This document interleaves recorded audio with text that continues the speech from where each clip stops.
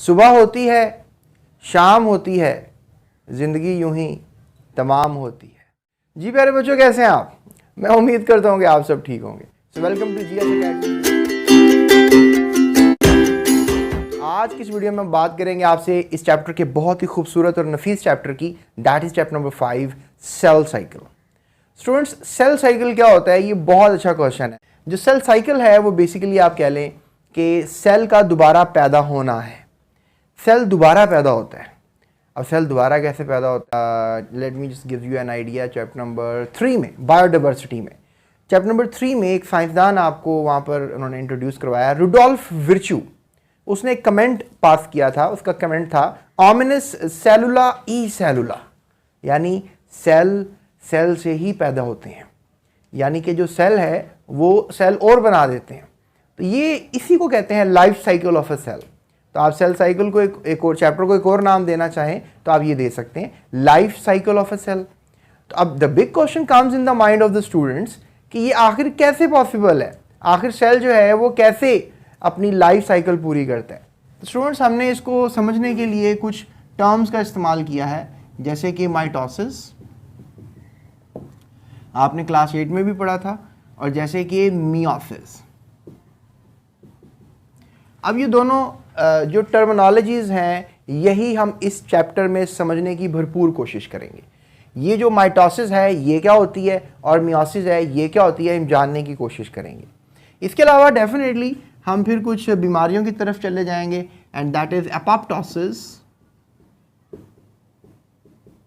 And necrosis.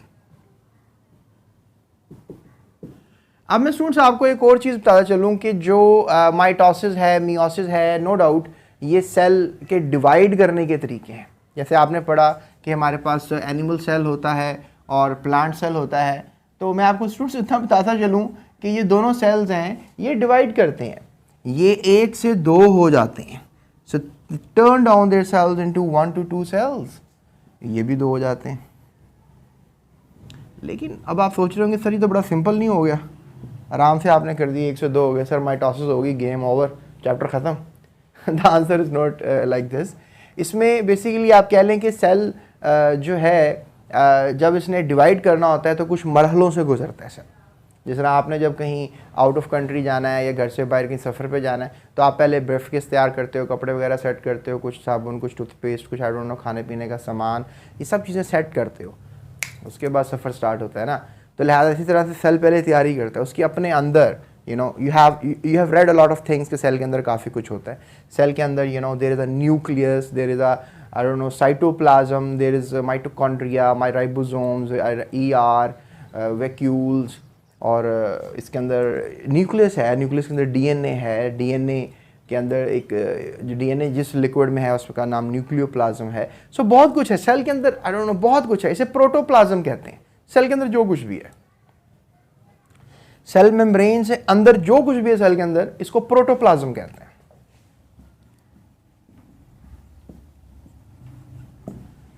ये protoplasm होता है, ये तैयारी करता है कि मैंने अब डिवाइड करना है। चलें अब इस बात को समझने की कोशिश करते हैं। देखो प्यारे बच्चों, सेल जो है बेसिकली 2 फेजेस से गुजरता है। एक प्रिपरेटरी फेज, जो वो प्रिपरेशन करता है,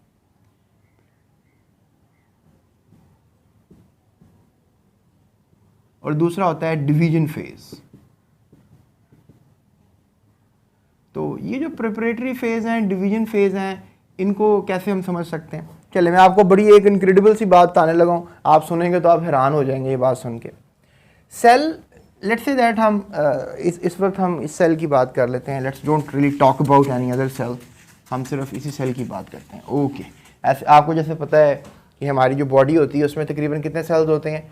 200 टाइप्स ऑफ सेल जो हैं वो हमारी बॉडी में होते हैं। सो ये जो सेल है ये कौन से फेज से गुजरेगा? सबसे पहले प्रिपरेटरी फेज। साइंसदानों ने ये देखा है कि 90% टाइम जो है इसको किस में लग रहा है? प्रिपरेटरी फेज में लग रहा है, और फिर तकरीबन सिर्फ 10% टाइम इसको डिवाइड होने पे लगता है। यानी ज़्यादातर तो सेल प्रिपरेशंस करता रहता है। फिर ये भी एक अच्छा क्वेश्चन है कि जो प्रिपरेटरी फेज़ है इसके अंदर सेल करता क्या है और कैसे करता है ये प्रिपरेटरी फेज़।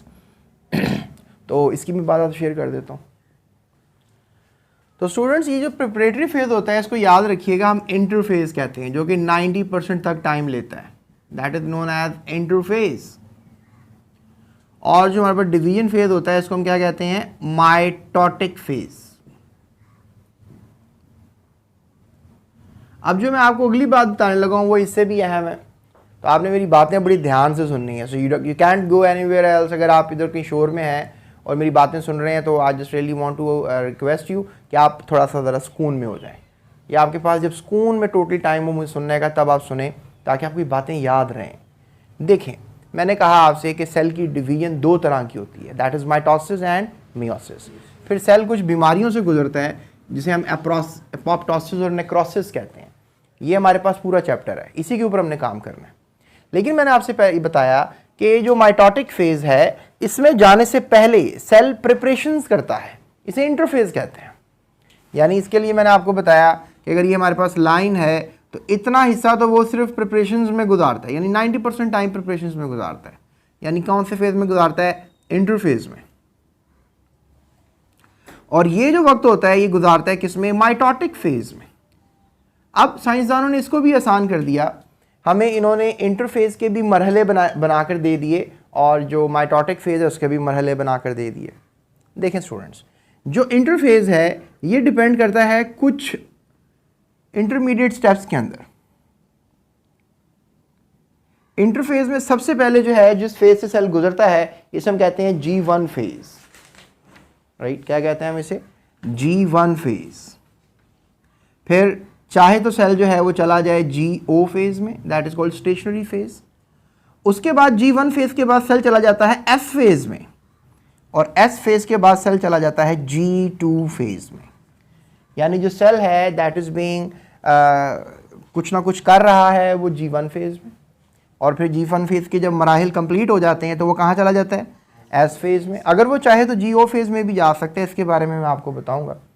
तो अब G1 फेज से किस में चला गया, F फेज में, और फिर G2 फेज में। अब स्टूडेंट्स अमूमन ये सवाल करते हैं मेरे टीचर से, सर ये G और F का मतलब क्या होता है। स्टूडेंट G का मतलब होता है गैप, मतलब अगर इसने यहाँ से यहाँ जाना है तो उसमें एक थोड़ा सा गैप नज़र आया ना आपको, S फेज भी नज़र आया, जैसे हम गैप 1 कहेंगे, राइट, गैप 1, और इसको क्या कह देंगे, गैप 2। और ये जो हमारे पास है that is called synthesis phase. Synthesis का मतलब होता है बनाना, यानी कुछ ना कुछ जब सेल इस मरहले से गुजर रहा है तो बना रहा होगा कुछ ना कुछ। तो लिहाजा अब ये ऐसा नहीं है कि सेल की टांगें लग गई और सेल चलने लग गया, इट्स नॉट लाइक दिस, बल्कि ये कुछ ऐसा है कि टाइम गुजर रहा है। लेट्स से दैट के टोटल 10 सेकंड में डिवीजन हो जाती है, मैं सपोज कर रहा हूँ, मैं आपको रियल रीडिंग नहीं बता रहा, मैं आपकी बुक में लिखा नहीं है वैसे ही। 10 सेकंड में सेल क्या कर जाता है, डिवाइड कर जाता है। तो मैं 2 सेकंड में उसने डिवाइड करना है, 8 सेकंड में उसने तैयारी करनी है, ऐसे ही है ना, बल्कि थोड़ा सा गलत हो गया, 9 सेकंड में उसने तैयारी करनी है और 1 सेकंड में उसने डिवाइड करना है सेल ने। तो अब 9 सेकंड के अंदर भी मरहले आते हैं, यानी पहले 2 सेकंड में वो G1 के अंदर होगा, फिर अगले 3 सेकंड के लिए वो S फेज में होगा, और फिर आखिरी 4 सेकंड के लिए वो G2 फेज में होगा। समझ रहे हैं इस चीज़ को आप। तो ये एक टाइम है जो सेल गुजार रहा है, दैट इज कॉल्ड इंटरफेस। और फिर आखिरी सेकंड जो मतलब 10वां सेकंड जिसमें उसने अब 1 से जो है वो क्या हो जाना है, 2 हो जाना है, ठीक है। तो ये आखिरी सेकंड में होता है एकदम, यानी सेल एकदम 2 में तब्दील हो जाता है, that is called mitotic phase, right. इसको क्या बोलते हो। और इस सारे अमल को, ये इंटरफेज जमा माइटोटिक फेज, इसको हम कहते हैं माइटोसिस। इसे क्या बोल देंगे, माइटोसिस, सेल माइटोसिस, यानी सेल ने माइटोसिस कर ली, यानी सेल जो है वो क्या कर गया, डिवाइड कर गया। अब स्टूडेंट्स अगर आप मुझसे ये सवाल करें कि सर इंटरफेज तो G1 फेज में, F फेज में और G2 फेज में रिलाय करता है, इन फेजेस से गुजरता है, तो क्या जो माइटोटिक फेज है इसकी भी डिवीजन्स हैं, इसके भी सब फेजेस हैं। यहाँ पे मैं आपको जवाब दूंगा यस। हमारे पास जो माइटोटिक फेज है इसकी भी सब डिवीजन्स हैं। इसमें 2 तरह की डिवीजन्स आती हैं। इसमें एक डिवीजन सबसे पहले आती है जिसे हम कहते हैं कैरियोकाइनेसिस। कैरियोकाइनेसिस नए नए लफ्ज़ हैं, आपको मेमोराइज करने पड़ेंगे मेरे साथ। और दूसरी भी जो इसमें आती है दैट इज कॉल्ड साइटोकाइनेसिस। अब इसमें भी इंटरेस्टिंग बात यह है कि ये डेफिनेटली ये कितना टाइम ले रहा है, सिर्फ और सिर्फ 1 सेकंड। तो 1 सेकंड में ज़्यादा टाइम किस चीज़ ने लिया, कैरियोकिनेसिस ने कि साइटोकिनेसिस ने? ये भी एक अच्छा क्वेश्चन है। तो याद रखिएगा, एक में से 0.9 सेकंड जो है वो कैरियोकिनेसिस ने टाइम लिया और सिर्फ 0.1 सेकंड जो है वो टाइम लिया किसने, साइटोकिनेसिस ने। अब आप सोचोगे सर ये कैरियोकिनेसिस क्या होती है, ये साइटोकिनेसिस क्या होती है? देखो बच्चों, जो कैरियोकिनेसिस है ये बेसिकली कैरियो से लफ्ज़ है, न्यूक्लियस से। देखो ये जो न्यूक्लियस है इसके अंदर तब्दीलियां रोनुमा होती हैं और ये न्यूक्लियस जो है वो क्या हो जाता है, मतलब कुछ टाइम गुजरने के बाद 1 से 2 हो जाता है। सेल के अंदर देखो 2 न्यूक्लियस बने पड़े हैं, दिस इज कॉल्ड कैरियोकिनेसिस। और फिर आपको पता है कि सेल में क्या है, साइटोप्लाज्म भी है। तो साइटोप्लाज्म भी जो है वो क्या करता है, डिवाइड होना शुरू हो जाता है एंड टाइम कम्स के न्यूक्लियस खिसक के साइड पे हो जाता है, ये न्यूक्लियस खिसक के साइड पे हो जाता है and that makes the idea. Look at that, पहले 1 सेल था ना, अब क्या हो गए, 2 हो गए। वक्त गुजरने के साथ साथ ऐसा हुआ। साइटोप्लाज्म का डिवाइड होना साइटोकिनेसिस कहलाता है। साइटो का मतलब वैसे सेल होता है, किनेसिस मीन डिवाइड कर गया, तो सेल डिवाइड कर गया एज अ होल, लेकिन साइंसदान साइटोप्लाज्म की डिवीजन को साइटोकिनेसिस के नाम से जानते हैं। जो कैरियोकिनेसिस है, कैरियो का मतलब होता है न्यूक्लियस, तो न्यूक्लियस किनेसिस मीन डिवाइड कर गया, न्यूक्लियस डिवाइड कर गया। तो कोई भी सेल हो, ओमिनस, सेलुला, ई सेलुला, यानी सेल ही सेल को बनाएगा। कभी ये नहीं हुआ कि सेल 1 से 2 हो गए और पीछे सेल नहीं था और आगे 2 चीज़ें बन गई, ये कैसे पॉसिबल है? तो एक सेल ही दूसरे सेल की जो है वो शक्ल इख्तियार, 2 सेल की शक्ल इख्तियार कर लेगा। तो लिहाजा ये हमारे पास जो डिवीजन है this is called as mitosis. अब आप कहेंगे सर क्या ये जो कैरियोकिनेसिस है और जो साइटोकिनेसिस है ये कितनी सिंपल है जितनी आप बता रहे हैं? तो मैं कहूँगा नहीं, इतनी सिंपल तो नहीं है, थोड़ा सा टफ है। तो तुम कहोगे सर इसको थोड़ा सा और एक्सप्लेन कर दें, तो नो डाउट मैं आपको एक्सप्लेन करने की कोशिश करूँगा। यहाँ पे हमारे पास ये जो कैरियोकिनेसिस है, कैरियोकिनेसिस में बेसिकली बहुत से स्टेप्स आते हैं। मतलब जब न्यूक्लियस ने डिवाइड करना होता है तो वो भी एक प्रॉपरली एक अरेंजमेंट्स के साथ डिवाइड करेगा ना। ये तो नहीं होगा कि अंधेरी आ रही है, छापर उड़ रहे हैं और चीज़ें हो गई हैं, इट्स नॉट लाइक दिस। तो कैरियोकिनेसिस जो है इसके भी एक प्रॉपर स्टेप्स हैं। चलें मैं आपको थोड़ा सा इसके बारे में बताता हूँ। Let me use a red marker. जो कैरियोकिनेसिस है इसमें जो स्टेप्स आते हैं इसको मैं यहाँ पर थोड़ा सा लिख लेता हूँ ताकि ज़रा इजी अच्छा करके मैं आपको बता दूँ। Okay, so let me just do it here. Okay, so that's enough space. Karyokinesis सबसे पहले आएगा प्रोफेज, फिर आएगा मेटाफेज, फिर आएगा एनाफेज और लास्ट में आएगा टीलोफेज। कितने फेजेस हो गए? 4, 1 2 3 4। ये 4 फेजेस कैरियोकिनेसिस के होते हैं। अब हर फेज के अंदर कुछ ना कुछ नया हो रहा होता है, बस आपने यही मेमोराइज रखना है। अगर आप मेरे इस लेक्चर की सीरीज़ को कंप्लीट सुन लेंगे तो नो डाउट मैं आपको कंप्लीट तरीके से बता दूंगा। अभी मैं आपको सिर्फ इंट्रोडक्शन बता रहा हूँ, let me tell you honestly. अभी मैंने आपको टॉपिक शुरू नहीं करवाया है, अभी मैं सिर्फ आपको बता रहा हूँ कि हम इस चैप्टर में क्या पढ़ेंगे और इसमें कैसे पढ़ेंगे, ये सिर्फ मैं भी आपको बता रहा हूँ। बहरहाल मैंने आपको क्या बताया, कैरियोकिनेसिस कि कैरियोकिनेसिस के जो है कितने स्टेप्स हैं? 4, प्रोफेज, मेटाफेज, एनाफेज, टीलोफेज। ये आपने याद रखने हैं। उसके बाद प्यारे बच्चों हमारे पास आती है cytokinesis. Cytokinesis is simple, the division of cytoplasm. अब साइटोप्लाज्म एक बात बड़ी खास है कि जो हमारे पास एनिमल सेल है और एक प्लांट सेल है, 2 किस्म के सेल्स होते हैं, आपको पता है, मैंने आपको डिफरेंशिएट भी किया पिछले चैप्टर के अंदर। तो जो एनिमल सेल्स हैं इनका साइटोप्लाज्म का डिवाइड करने का तरीका कुछ और है, और जो प्लांट सेल है वो भी साइटोप्लाज्म डिवाइड करते हैं लेकिन उनका डिवाइड करने का तरीका कुछ और है। तो इसीलिए एग्जामिनर का हमेशा एक इंटरेस्ट रहा है कि बताएं कि एनिमल सेल में साइटोकिनेसिस कैसे होती है और प्लांट सेल में साइटोकिनेसिस कैसे होती है। लिहाजा इसको आपने गौर से फॉलो करना है, राइट। तो प्यारे बच्चों अब ऐसा करते हैं, हम चलते हैं। सबसे पहले इस चैप्टर की डिवीजन मैंने कर दी, आपको पहले मैं माइटोसिस सिखाऊंगा, फिर मैं आपको मियोसिस सिखाऊंगा। अच्छा, मियोसिस की भी थोड़ी सी बात कर लूँ, फिर हम चलेंगे इंटरफेस को सीखने। स्टूडेंट्स, मियोसिस अब माइटोसिस से कैसे डिफरेंट है, देखिए मैं आपको समझाता हूँ। अब सेल जब 1 से 2 हो जाता है ना, इसे माइटोसिस कहते हैं, ठीक है। लेकिन कुछ सेल्स ख़ास होते हैं बॉडी में। जैसे हमारी बॉडी में 200 किस्म के सेल्स हैं, तो ऐसा कर लें 199 + 1 कर लें। 199 सेल्स का तरीक़ाकार डिवाइड होने का माइटोसिस है। लेकिन ये जो मैंने एक को अलहदा कर दिया ना, ये जो मैंने एक अलहदा किया है, ये समझ लें कि ये ऐसे सेल्स हैं जो माइटोसिस से डिवाइड ही नहीं होते, मतलब माइटोसिस के तरीके से डिवाइड नहीं होते।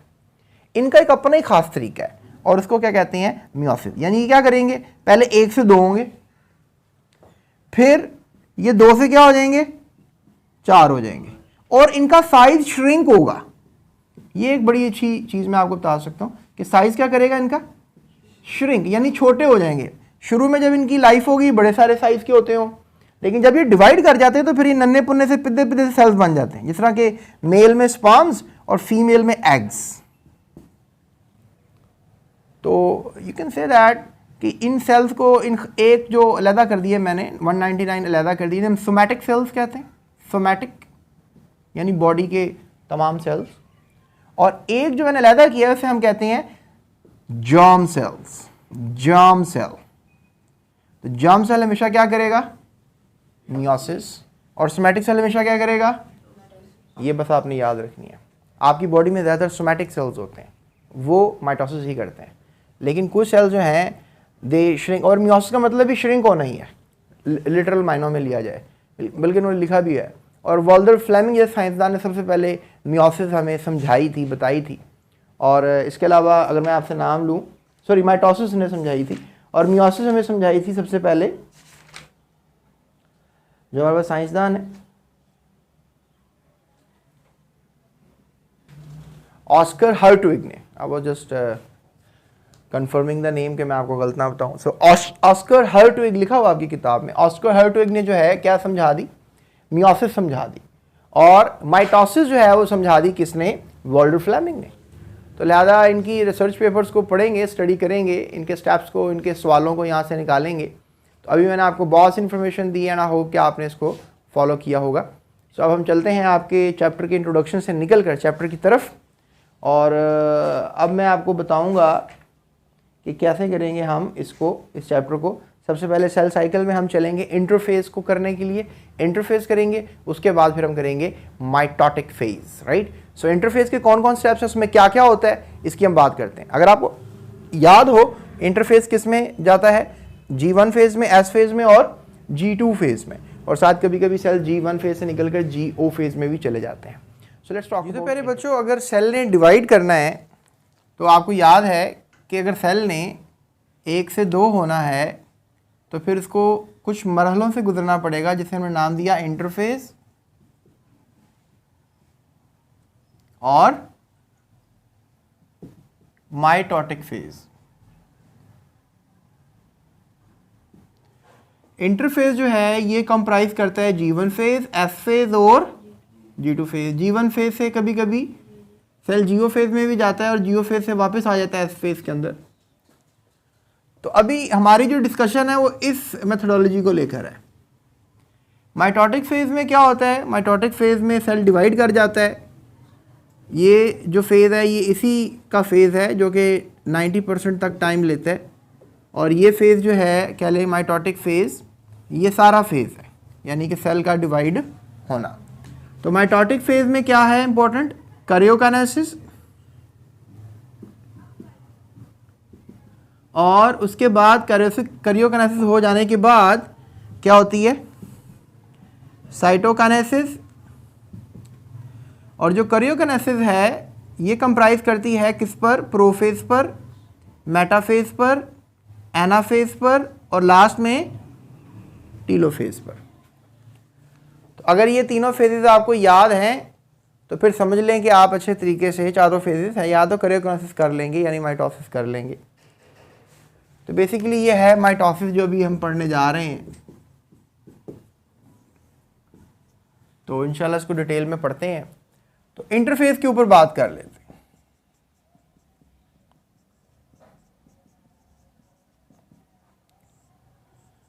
कि इंटरफेस क्या है। सो लेट्स टॉक अबाउट इंटरफेस, और फिर उसके जो मुख्तलिफ मरहले हैं उनके बारे में बात कर लेते हैं। जी तो प्यारे बच्चों, इंटरफेस में आपको सबसे पहले पता है कि जी फेज आता है, तो इसके बड़े बड़े करेक्टरिस्टिक्स हैं, यानी सेल ज़्यादातर आपको बताया कि उस तैयारी पे गुजरा होता है। तो तैयारियाँ क्या हो रही होती हैं? आप कह लो कि सेल जो है अपनी सप्लाई ऑफ प्रोटीन्स इंक्रीज़ कर लेता है, यानी कि जो सेल है, सेल के अंदर प्रोटीन्स के बनने का अमल जो है वो क्या हो जाता है? तेज़ हो जाता है, यानी अंदर प्रोटीन्स बहुत ज़्यादा बनते हैं। दूसरी बात है कि वो जो अपनी ऑर्गेनेलीज़ है वो भी बढ़ा लेता है, क्योंकि डिवाइड होना है ना, ऑर्गेनेलीज़ ने भी डिवाइड होना है, तो लिहाजा वो माइटोकॉन्ड्रिया जैसी ऑर्गेनेलीज़ को जो है वो बढ़ा लेता है, और राइबोसोम्स जैसी ऑर्गेनेलीज़ को क्या कर लेता है? बढ़ा लेता है। आपने चैप्टर नंबर 4 में राइबोसोम्स और माइटोकॉन्ड्रिया के बारे में पढ़ा। फिर ग्रो इन साइज़, सेल थोड़ा सा साइज़ में बड़ा भी हो जाता है, यानी कि जब उसने इंटरफेस में दाखिल किया था उसका साइज़ ये था, तो लेट्स से दैट इंटरफेस के थोड़े अरसे बाद उसका साइज़ क्या हो जाएगा? चेंज होगा, बड़ा हो जाएगा। तो ये भी एक करेक्टर है इंटरफेस G1 को आइडेंटिफाई करने का। आप देखो, अगर आपको नज़र आए कि सेल जो है वो साइज़ में ग्रो कर रहा है, तो मीन कि वो G1 फेज़ में है अभी। अगर आपको नज़र आए कि सेल के अंदर प्रोटीन्स की सप्लाई बढ़ गई है, प्रोटीन अंदर ज़्यादा उसकी मिकदार हो गई है, तो सेल कौन से फेज़ में है? G1 फेज़ में है। अगर सेल के अंदर जो है वो ऑर्गेनेलीज आपको, मतलब मोस्टली सेल के अंदर 1-2 माइटोकॉन्ड्रिया नज़र आते हैं, अब आपको 5-6 माइटोकॉन्ड्रिया नज़र आ रहे हैं, इट्स मीन वो G1 फेज़ में है। अगर आपको राइबोसोम्स बहुत ज़्यादा सेल में नज़र आ रहे हैं, इट्स मीन वो G1 फेज़ में है। स्टूडेंट्स, इसके अलावा आप ये भी याद रखो कि इसमें कुछ खास एंजाइम्स बनते हैं जो कि अगले फेज़ में रिक्वायर्ड है, यानी कि एफ फेज़ आ जाएगा G1 फेज़ के बाद। आपको बताया था ना कि G1 फेज़ के बाद कौन सा फेज़ आ जाएगा?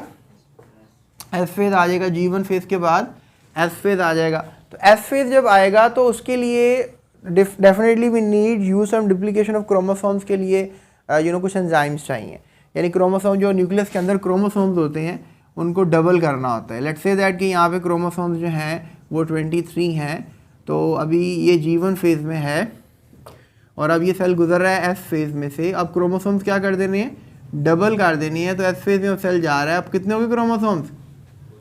तो अब ये 23 क्रोमोसोम्स हैं, लेकिन यहाँ पे एंजाइम्स बनेंगे। सेल के अंदर क्या बनेंगे? एंजाइम्स, ताकि बाद में ये एंजाइम्स जो हैं न्यूक्लियस के अंदर जाएँ या वट और ये सारा क्या करें? They double the chromosomes for the F phase. तो ये भी करेक्टर किसका है? G1 फेज़ का है, कि मतलब ऐसे एंजाइम्स तैयार किए जाते हैं जो कि अगले फेज़ के लिए रिक्वायर्ड है, एफ फेज़ उनको चाहिए। अगर G1 फेज़ में एंजाइम्स नहीं बनेंगे तो एफ फेज़ अपना काम कैसे करेगा फिर? समझ रहे हैं? तो ये कुछ ऐसा ही है कि शर्ट ने अगर बनना है तो पहले कॉलर बन रहा है, फिर उसकी पूरी बॉडी बन रही है, फिर एंड पे पॉकेट बन रही है, एक सिक्वेंशियल सेटिंग चल रही है। तो सेल ने अगर डिवाइड करना है तो पहले किस मरहले से गुजरेगा? सेल G1 फेज़ से गुजरेगा। तो आई होप आपको ये बात समझ में आ गई है। अब हम बात करते हैं एस फेज़ की। जी तो बच्चों, अब बात करते हैं आपसे एस फेज़ की। एस फेज़ में जैसे कि मैंने पहले ही बता दिया आपको कि यहाँ पे क्या होने वाला है? Cell duplicate its chromosomes. ठीक है, क्रोमो का मतलब होता है कलर और सोमा का मतलब होता है बॉडी। तो ये जो हमारे पास सेल होता है, सेल के अंदर जो न्यूक्लियस होता है, न्यूक्लियस के अंदर ये जो क्रोमोसोम्स होते हैं, तो जब हम डाई करें ना, ये कलर हो जाते हैं। तो ये क्रोमोसोम्स क्या हो जाते हैं? इस फेज़ के अंदर, इस टाइम के अंदर क्या हो जाते हैं? डबल हो जाते हैं, राइट। जैसे मैं आपको ना अभी एक डायग्राम बना के बताता हूँ ताकि आपको ये बात मेरी समझ में आए। जैसे फॉर एग्जांपल ये मैंने अब सेल बनाया है, ठीक है। अब मैंने ये भी सेल बना दी है, ठीक है। अब इसमें क्या हो रहा है कि ये मैंने सेल बना दिया, ठीक है। अब क्या हो रहा है कि ये साइज में बड़ा हो रहा है ना, ये साइज में क्या हो रहा है? इंक्रीज कर रहा है, राइट। सो यहाँ पे क्या हो रहा है? ये हमारे पास इसमें माइटोकॉन्ड्रिया बढ़ रहे हैं, है ना, ऑर्गेनेली बढ़ रही है और बहुत से प्रोटीन भी बढ़ रहे हैं और कुछ एंजाइम्स बन रहे हैं अंदर जो कि काम आएंगे किस फेज में? एस फेज में। तो ये कौन सा फेज था? G1। और ये कौन सा फेज है? एस। इसमें क्या हो रहा है? इसमें जितने भी क्रोमोसोम्स थे अब क्या नजर आएंगे आपको? डबल नजर आएंगे। समझ रहे इस बात को? इसे हम कहते हैं कि जब क्रोमोसोम ज्यादा हो जाए इसे कहते हैं डुप्लीकेशन। क्या कहते हैं? तो ये एस फेज चल रहा है इस वक्त इस सेल के साथ, समझ रहे हो? तो एस फेज आ गया। So duplication of chromosomes as a result. Each chromosome consist of 2 sister chromatids. अगर हम क्रोमोसोम्स को देखें, एक बना रहा हूँ फिलहाल आपके सामने, तो आई होप आपको ये बात काफ़ी मज़े की लग रही होगी। तो ये लें जी, अब मैंने ये क्रोमोसोम बनाया आपके सामने, दिस इज बेसिकली क्रोमोसोम। अब ये जो क्रोमोसोम है इसको कहते हैं सिस्टर क्रोमेटिड और इसको भी कहते हैं सिस्टर क्रोमेटिड। क्या कहते हैं इसको? सिस्टर क्रोमेटिड कहते हैं, और इसको भी क्या बोल देंगे? Sister chromatid. तो कंसिस्ट ऑफ 2 सिस्टर क्रोमेटिड्स। तो अब ये जो पूरा क्रोमोसोम है इसमें आपको 2 सिस्टर क्रोमेटिड्स नजर आ रहे हैं, लेकिन जब ये G1 फेज में था तो ये क्या था? सिर्फ सिंगल क्रोमोसोम था। आगे समझ आपको ये बात? तो अब ये चेंज होकर क्या हो गया? एस फेज में इसने डबल कर लिया अपने क्रोमोसोम्स को, तो this called the S phase. S phase के अंदर ये निशानी है duplication of the sister chromatid. अब बात करते हैं कि G2 फेज में क्या होगा। तो प्यारे बच्चों, G2 फेज में अब क्या होता है? लेट्स से दैट हम अब यहाँ पे सेल ड्रॉ करते हैं, ठीक है, आई होप आपको ये सारा नज़र आ रहा है। अब ये एस फेज से गुजर चुका है, G1 फेज से गुजर चुका है, अब यहाँ पर सेल एंटर कर गया, दिस कॉल्ड G2 फेज। अब इसमें बहुत से माइटोकॉन्ड्रिया हैं, ठीक है, और राइबोसोम्स भी बहुत ज़्यादा हैं, याद है ना आपको?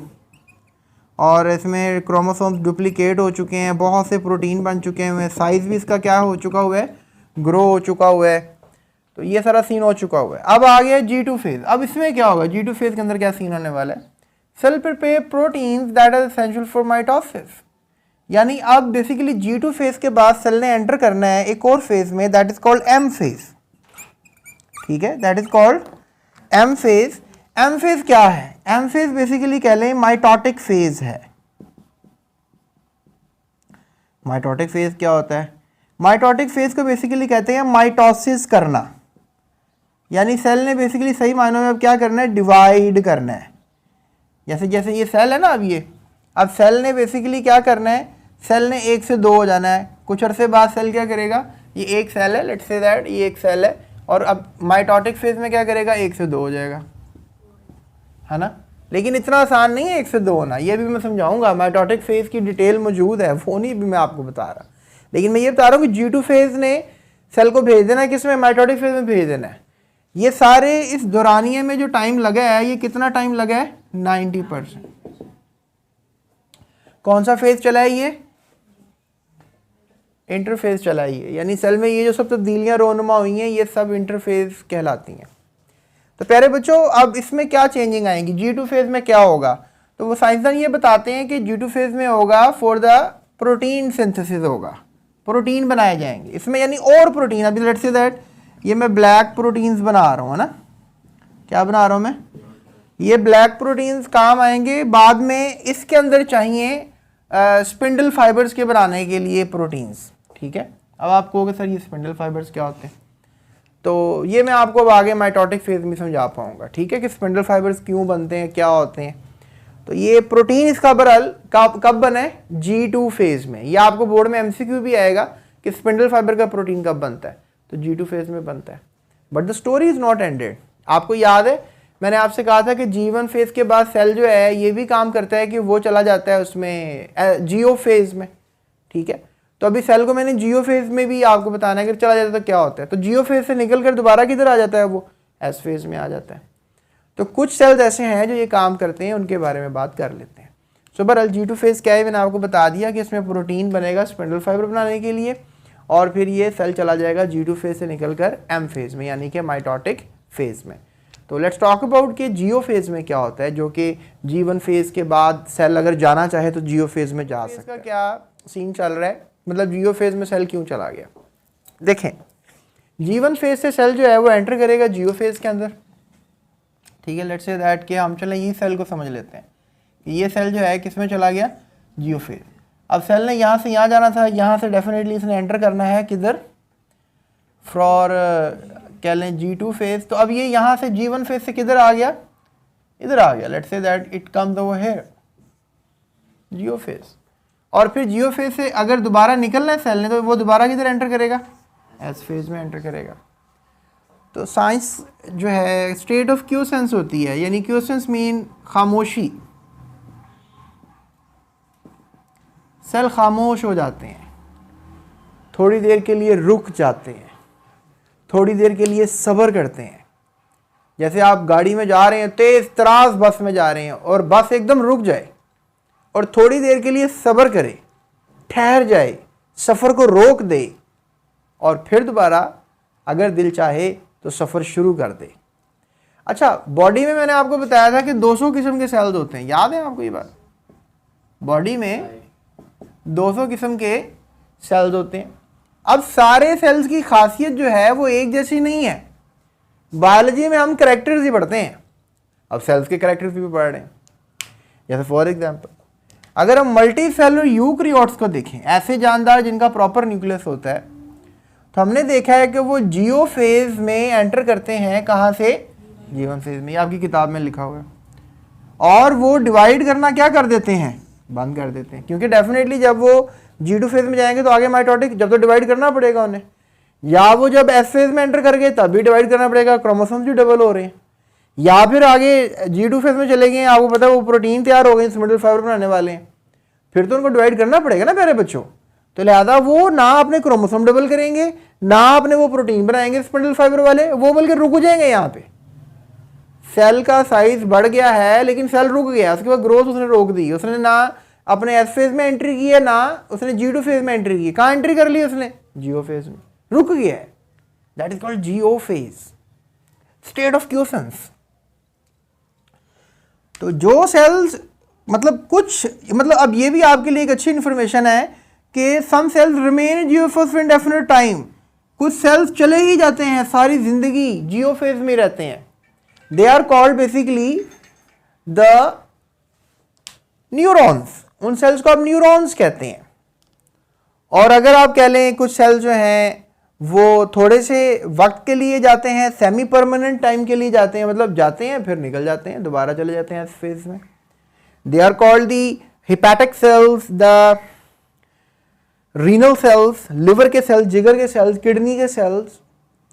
और कुछ सेल तो जो है वो एंटर ही नहीं करते जियो फेज में, वो कहते हैं नहीं भी नहीं, ये रास्ता अपनाना ही नहीं है, सीधे इस तरह ही। So they are the epithelial cells. They are known as the skin cells. तो स्टूडेंट्स ये आप सब स्टूडेंट्स को पता होना चाहिए कि भाई the scenario is getting on कि सेल्स आखिर इंटरफेज में कर क्या रहा होता है। और मेरे ख्याल में आज के इस लेक्चर के बाद, ये 15 मिनट की बात के बाद आपको इंटरफेस टोटली समझ में आ गया होगा, एंड आई होप कि समझ में आ गया होगा। चले, द स्टोरी नेवर एंड्स। आपको मैं एक डायग्राम जो है दिखा देता हूँ, आपकी बुक में समझा देता हूँ। ये देखें, ये डायग्राम है, इसमें आप देख सकते हैं कि डिफरेंट आपको दिखाई जा रही हैं डायरेक्शंस। इसमें यहाँ पर आपको नज़र आ रहा है, आई होप, राइट। सो इसमें क्या दिखाया जा रहा है कि जो G1 फेज़ है उससे सेल एंटर कर गया जियो फेज़ के अंदर, जियो फेज़ से एस फेज़ के अंदर, एस फेज़ से G2 फेज़ में, और देखें थोड़ा सा टाइम 10% टाइम के लिए किसमें एंटर कर गया? माइटोटिक फेज़ के अंदर। सो इस तरीके से क्या हो रहा है कि सेल जो है वो डिवाइड कर रहा है, यूकैरियोटिक सेल साइकिल चल रही है। तो ये दोबारा फिर जब आप देखते हो कि जब वो एक सेल से जो है वो 2 सेल हो जाता है, तो फिर ये सेल दोबारा इंटरफेज में जाता है और दोबारा क्या कर जाता है? डिवाइड कर जाता है। फिर ये दोबारा इंटरफेज में जाता है और दोबारा क्या कर जाता है? फिर ये सेल दोबारा, मतलब एक सेल से इतने सेल्स बन जाते हैं, यू कैंट इमेजिन, सेल्स बनते चले जाते हैं। So that's the beautifulness of cell cycle, right. So let's talk about mitotic phase, mitosis real मायनों में। माइटोसिस बड़ा इंपॉर्टेंट टॉपिक है आपके बोर्ड का, लॉन्ग क्वेश्चन भी आता है, right a note on mitosis. तो इसका फेज पूछ लेते हैं ना। आपको मैंने बताया था शुरू में कि प्रोफेज होता है, मेटाफेज होता है, एनाफेज होता है, टीलोफेज होता है, ये माइटोसिस के फेजेस हैं। तो इसके ऊपर हम डिस्कशन कर लेते हैं ताकि ये भी हमें समझ में आ जाए। तो लेट्स टॉक अबाउट माइटोसिस जाते हैं। तो प्यारे बच्चों, इसी तरह से माइटोसिस था, माइटोसिस का टॉपिक जो है वो स्टडी किया था वॉल्टर फ्लेमिंग नामी साइंसदान ने, और ये एक जर्मनी का रिहायशी था, जर्मन था, और वहाँ का एक बहुत ज़बरदस्त बायोलॉजिस्ट था। इसने 1880 की दहाई के अंदर जो है माइटोसिस के ऊपर काम किया। इसने बेसिकली कह लें कि जो सी अर्चिन है, सी अर्चिन शायद आप बच्चों को नहीं पता होगा, अभी आप गूगल कर लीजिएगा। ये एक जानदार होता है, इसके सेल्स के ऊपर उसने स्टडी किया और फिर उसने देखा कि जो सेल का न्यूक्लियस है, सेल का न्यूक्लियस है, उसने देखा कि सेल का न्यूक्लियस बहुत सी चेंजिंग से गुजरता है। सेल के न्यूक्लियस में बहुत सी तब्दीलियाँ रोनुमा होती हैं, तो लिहाजा उसने तब्दीलियों को क्या नाम दिया? माइटोसिस। तो लिहाजा उसने स्टेन करके जब इन तब्दीलियों को देखा तो उसने इसको माइटोसिस का सबसे पहले नाम दिया। प्यारे बच्चों याद रखिएगा कि माइटोसिस एक ऐसा अमल है जिसमें एक सेल जो है वो दो सेल में तकसीम हो जाता है। ये ऐसा अमल है जिसमें एक सेल जो है वो दो सेल में तकसीम हो जाता है, लेकिन इसकी खूबसूरती ये है कि जितने क्रोमोसोम्स जो हैं वो इसमें पाए जाते हैं, लेट्स से दैट इसमें नॉर्मल नंबर ऑफ क्रोमोसोम्स को हम 2n कह देते हैं, तो उतने ही क्रोमोसोम जो हैं वो इसमें पाए जाएंगे और इसमें पाए जाएंगे, यानी ये भी 2n होगा और ये भी 2n होगा। प्यारे बच्चों 2n को जो है हम डिप्लॉयड कहते हैं, 2n को हम डिप्लॉयड कहते हैं। तो अगर ये डिप्लॉयड सेल है, इसमें नॉर्मल नंबर ऑफ क्रोमोसोम्स हैं, जितने भी हैं उतने ही इसमें भी होंगे और इसमें भी होंगे, यानी जो एक सेल है वो दो में तकसीम होगा और उसमें क्रोमोसोम्स चेंज नहीं होंगे।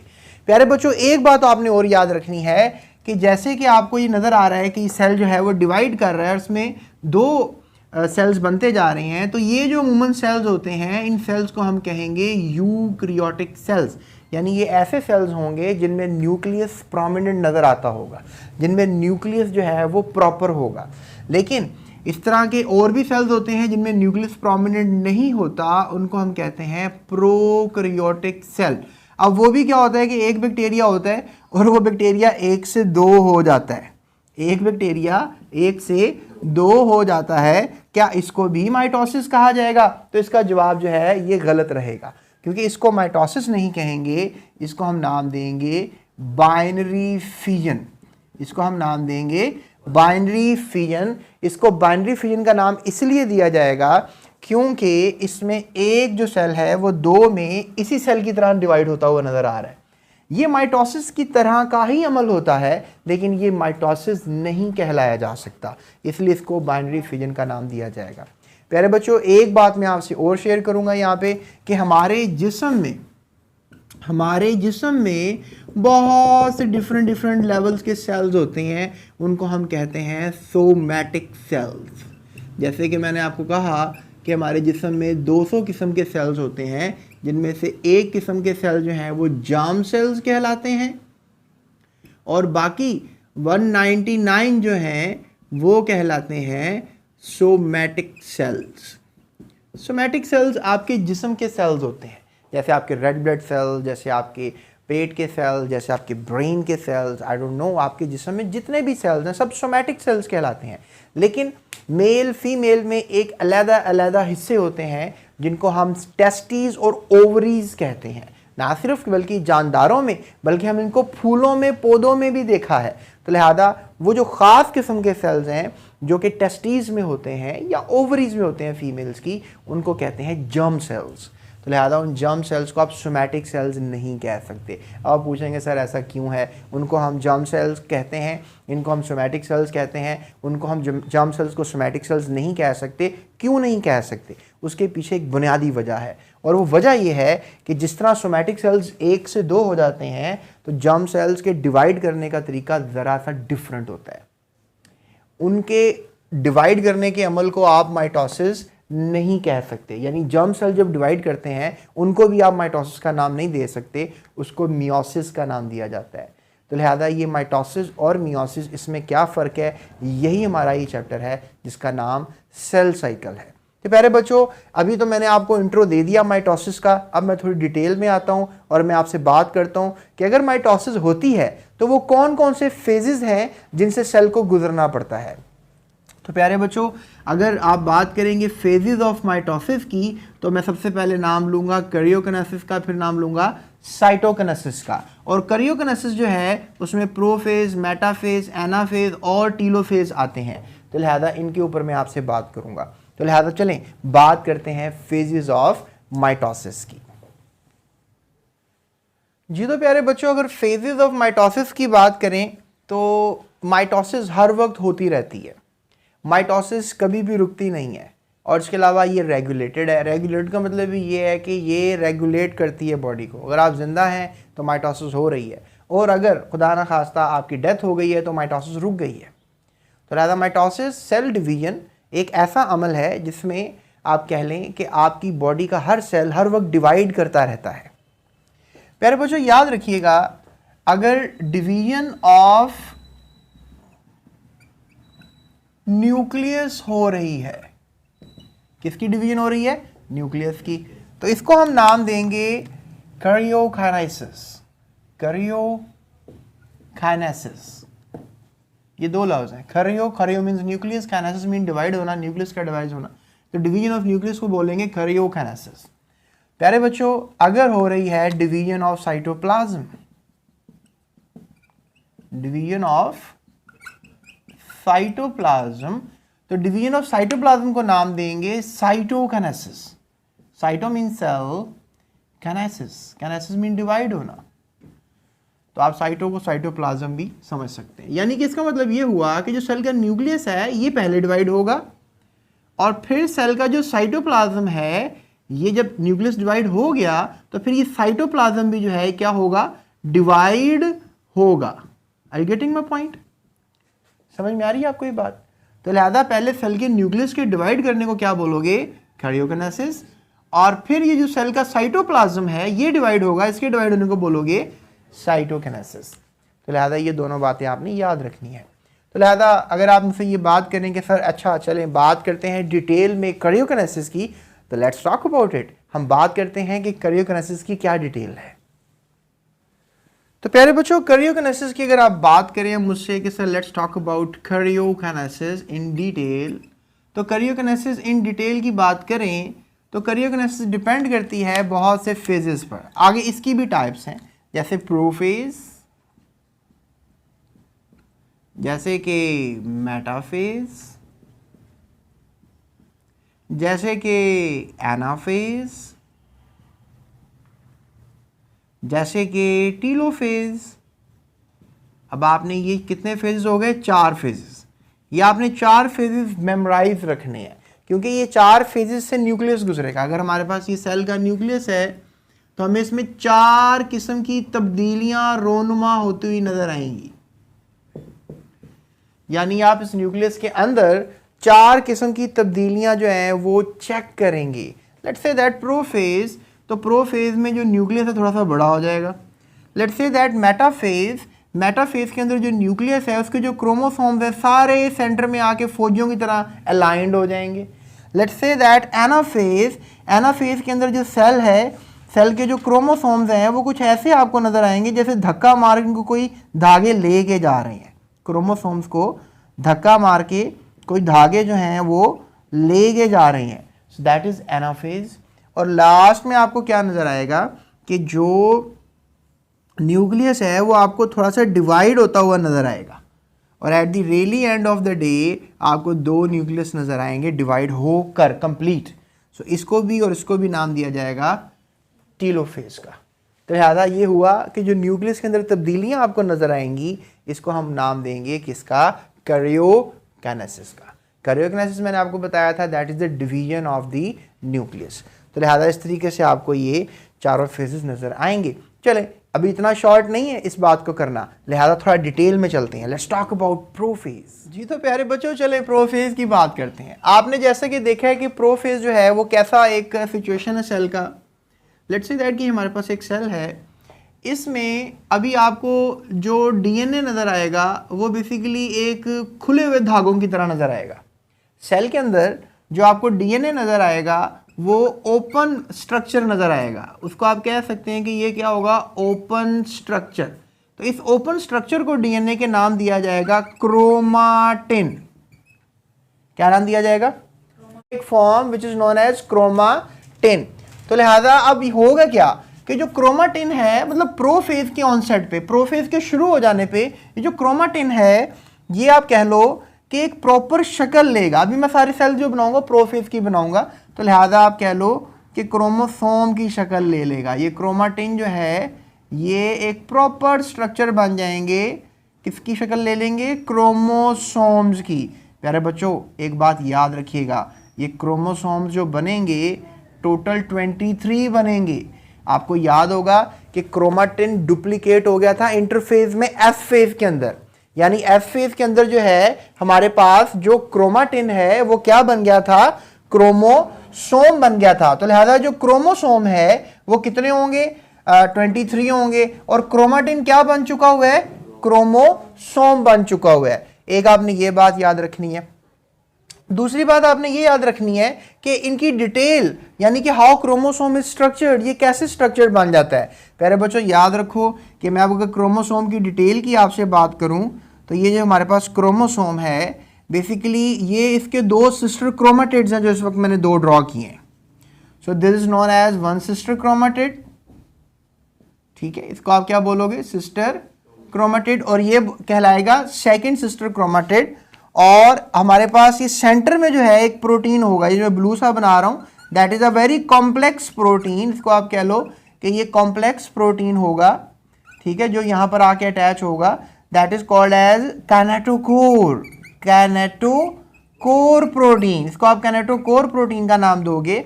और ये भी याद रखो प्यारे बच्चों कि जो दो सिस्टर क्रोमेटिड जहां से आपस में जुड़ते हैं इनको हम सेंट्रोमेयर का नाम देते हैं, सेंट्रोमेयर। यानी कि अगर लेट्स से दैट ये हमारे पास एक क्रोमाटिन है या कह लो सिस्टर क्रोमेटिड है और ये हमारे पास एक और सिस्टर क्रोमेटिड है, इसको हमने क्रॉस करना है, इसको हमने जोड़ना है, तो कहाँ से जोड़ेंगे, सेंट्रोमेयर से। और सेंट्रोमेयर पे एक और प्रोटीन आके लगा होगा जो कि स्पिंडल फाइबर अटैच करने की सलाहियत रखता है, बाद में जाके स्पिंडल फाइबर जो है वो अटैच करने की सलाहियत रखता है। इस प्रोटीन को क्या नाम दिया जाता है, कैनेटोकोर प्रोटीन।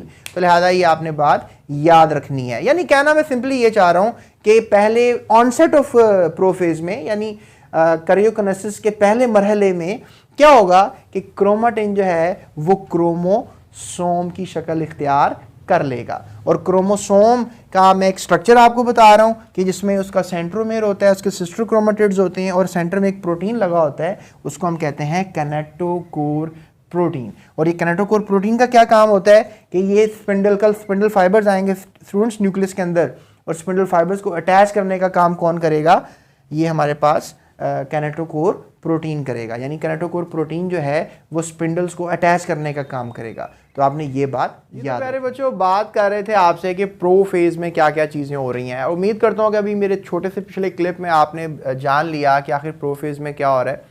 मैं सिंपली से आपको एक बात बताऊं कि जो हमारे पास सेल है उसका जो न्यूक्लियस है उसमें क्रोमोसोम्स कभी भी अरेंज नहीं होते हैं, दे आर नेवर अरेंज। तो ये अगर बस एक थ्रेड लाइक स्ट्रक्चर की तरह आपको मिलें और इनकी अरेंजमेंट ना हो तो इनको हम क्या बोला था, क्रोमाटिन बोला था हमने इन्हें। लेकिन हमने देखा कि जो अर्ली प्रोफेज था, ठीक है, प्रोफेज में दो बातें हम कर लेते हैं, अर्ली प्रोफेज और फिर हम बात करेंगे लेट प्रोफेज की। तो अर्ली प्रोफेज में हमने देखा कि जो क्रोमाटिन था उसने खुद को किस में कन्वर्ट कर दिया, क्रोमोसोम में कन्वर्ट कर दिया। यानी कि जो क्रोमाटिन था वो जो एक डीएनए का मटेरियल था, धागे की तरह का स्ट्रक्चर था न्यूक्लियस के अंदर, वो सारा अरेंज हो गया। और आपको याद होगा कि वो जब अरेंज हो गया तो उसने क्या बनाया, क्रोमोसोम। क्या बनाया, क्रोमोसोम। और दो जो सिस्टर क्रोमेटिड थे वो कहाँ पर मिले आपस में आकर, सेंट्रोमेयर में मिले आकर, ठीक है। सेंट्रोमेयर एक ऐसी जगह है जहाँ पर दोनों जो मतलब अरेंज किया हुआ स्ट्रक्चर जो है वो सेंटर में आके किस तरह वाली जगह से मिलाप होकर क्रोमोसोम। और फिर मैंने आपको ये भी बताया कि इसके ऊपर एक ख़ास किस्म का प्रोटीन लगा हुआ है जिसका नाम था काइनेटोकोर, ठीक है। क्या नाम था इस प्रोटीन का, काइनेटोकोर। ये स्पिंडल फाइबर्स को जोड़ने के काम आता है। दिस हेल्प्स, दिस प्रोटीन, ये आप याद रखिएगा, this protein helps to stick spindle fibres. अब आप सोच रहे होंगे ये स्पिंडल फाइबर्स की स्टोरी सर जो बता रही हैं ये कौन सी स्टोरी है। चलें इसी मौजू पे आते हैं। प्यारे बच्चों याद रखो अब हम अर्ली से निकलकर कहाँ पहुंच गए हैं, लेट प्रोफेज में। यानी कि थोड़ा सा वक्त गुजर चुका है और सेल में जो तब्दीलियाँ रोनमा होनी थी वो हो गई हुई हैं। याद रखिएगा कि जो हमारे पास एक सेल होता है उसका जो न्यूक्लियस, उसका definitely we have nucleus and all that things, तो उसके अंदर हमें जो है सेंट्रियोल्स भी नज़र आते हैं। आपको मैंने पिछले चैप्टर में सेंट्रियोल्स का कॉन्सेप्ट दिया था आपको याद है मैंने कहा था ये जो पूरा जोड़ा होता है सेंट्रियोल्स का, ये 2 सेंट्रियोल्स होते हैं, इनको मैंने कॉन्सेप्ट दिया था कि ये होते हैं सेंट्रोसोम्स। जोड़े को क्या कहते हो? सेंट्रोसोम। जोड़े से मुराद है कि अगर ये 2 हो, सेट ऑफ सेंट्रियोल्स। सेंट्रोसोम क्या होगा? Set of centrioles. तो दोनों हों तो दैट मेक्स एन आइडिया। अब और सीन क्या हो रहा होता है? अब लेट्स से दैट ये आपके पास एक सिचुएशन मौजूद है। अब हम अगली डायग्राम की तरफ आते हैं। अब हमारे पास ये सेल है और इसमें ना हमारे पास एक प्रोटीन और साइटोप्लाज्म में होता है। इस प्रोटीन का नाम है ट्यूबुलिन। क्या नाम है प्रोटीन का? Tubulin protein. और इसके अलावा आपको पता है कि यहाँ पर हमारे पास अब जो हैं वो सेंट्रियोल्स भी मौजूद हैं। So we have some centrioles over here, और इधर भी हमारे पास ये जो सेंट्रियोल्स हैं पहले इधर सेंटर में होते हैं, यहाँ पर दोनों लोकेशन होती है इन दोनों सेंट्रियोल्स की। फिर ये माइग्रेट करके ना चले जाते हैं पोल्स की तरफ। ये सेंट्रियोल्स कहाँ चले जाते हैं? पोल्स की तरफ, यानी सेल के बिल्कुल कॉर्नर्स की तरफ चले जाते हैं। और फिर इनके अंदर जो ये पाइप की तरह का स्ट्रक्चर होता है, ये क्या करता है? ये थोड़ा सा बड़ा होना शुरू हो जाता है, ये थोड़ा सा बड़ा होना शुरू हो जाता है। और न्यूक्लियर इन्वेलप, ये हमारे पास है न्यूक्लियर इन्वेलप। जो न्यूक्लियस का कवरिंग है उसे हम क्या बोलेंगे? न्यूक्लियर इन्वेलप, या आप एक और नाम दे सकते हैं न्यूक्लियर इन्वेलप को, न्यूक्लियर मेम्ब्रेन। तो जो न्यूक्लियर मेम्ब्रेन होती है या न्यूक्लियर इन्वेलप होता है, इसके गिर्द ये इकट्ठे, और आपको पता है कि न्यूक्लियर इन्वेलप, न्यूक्लियर मेम्ब्रेन में जो है वो क्या होते हैं? होल्स होते हैं। इन होल्स को हमने क्या कहा था? पोर्स। अब सीन ये हो रहा होता है कि ये जो सेंट्रियोल्स होते हैं ये मूव करना शुरू कर देते हैं, ट्यूबुलिन प्रोटीन इकट्ठा करके ना लंबे लंबे से धागे बनना शुरू हो जाते हैं पोल्स की तरफ जाकर। ये फिर अपने आप की इलोंगेशन शुरू कर देते हैं।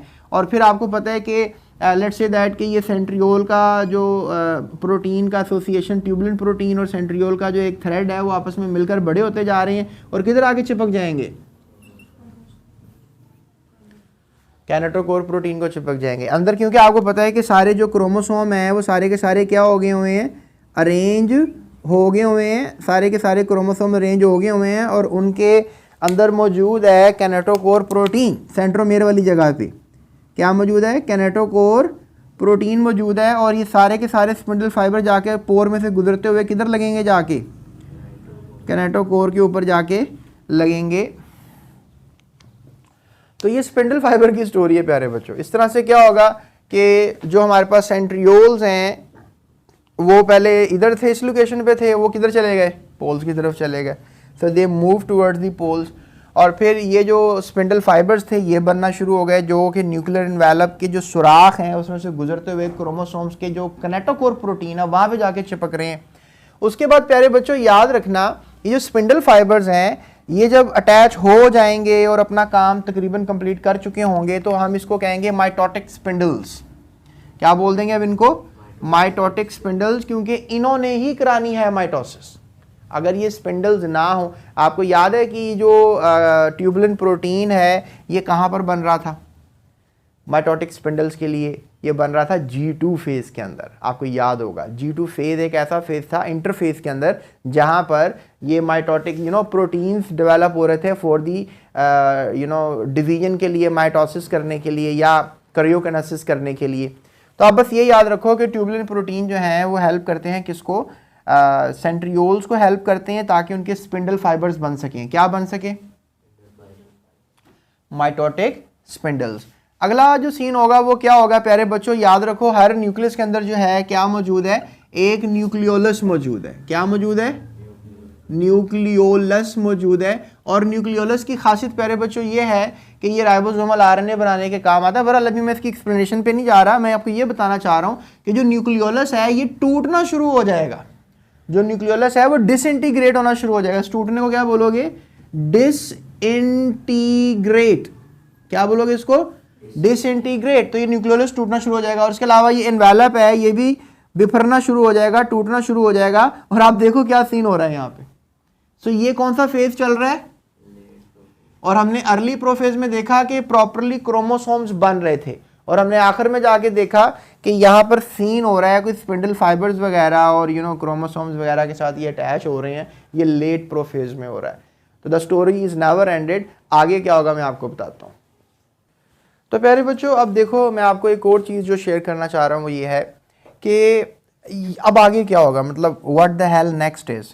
There is nothing happening next. यहाँ पर प्रोफेज, अर्ली प्रोफेज में, लेट प्रोफेज में यही हो रहा है कि पहले हमारे पास क्या सीन हो रहा है कि जो क्रोमाटिन है, क्रोमाटिन वो किस में कन्वर्ट हो रहा है, क्रोमोसोम में कन्वर्ट हो रहा है। फिर जो क्रोमोसोम बन गए हैं, राइट, क्रोमोसोम्स बन गए हैं, उनका सेंट्रोमेयर की बातें हुई हैं और फिर उनका एक ख़ास प्रोटीन होता है, कैनेटोकोर बना है। तो यू कैन से दैट के chromosome arrange and kinetochore join, है ना, कैनेटोकोर ज्वाइन। अब कैनेटोकोर जब ज्वाइन कर लेता है तो फिर अगला स्टेप हमने देखा कि जो सेंट्रोसोम्स हैं या फिर कह लो सेंट्रियोल्स हैं, सेंट्रोसोम्स और सेंट्रियोल्स जो हैं वो क्या काम कर रहे हैं, वो स्पिंडल फाइबर्स बना रहे हैं। क्या बना रहे हैं, स्पिंडल फाइबर्स, या फिर क्या काम कर रहे हैं, माइटोटिक स्पिंडल्स बना रहे हैं ना, माइटोटिक स्पिंडल्स बना रहे हैं। और ये माइटोटिक स्पिंडल्स कहाँ पे जाके अटैच हो रहे हैं, काइनेटोकोर पे जाके अटैच हो रहे हैं। और फिर आखिरी स्टेप क्या मैंने बताया कि जो न्यूक्लियोलस है वो टूट रहा है, और न्यूक्लियोलस के टूटने के साथ साथ जो न्यूक्लियर इन्वेलप है वो भी क्या हो रहा है, डिसइंटीग्रेट हो रहा है, टूट रहा है।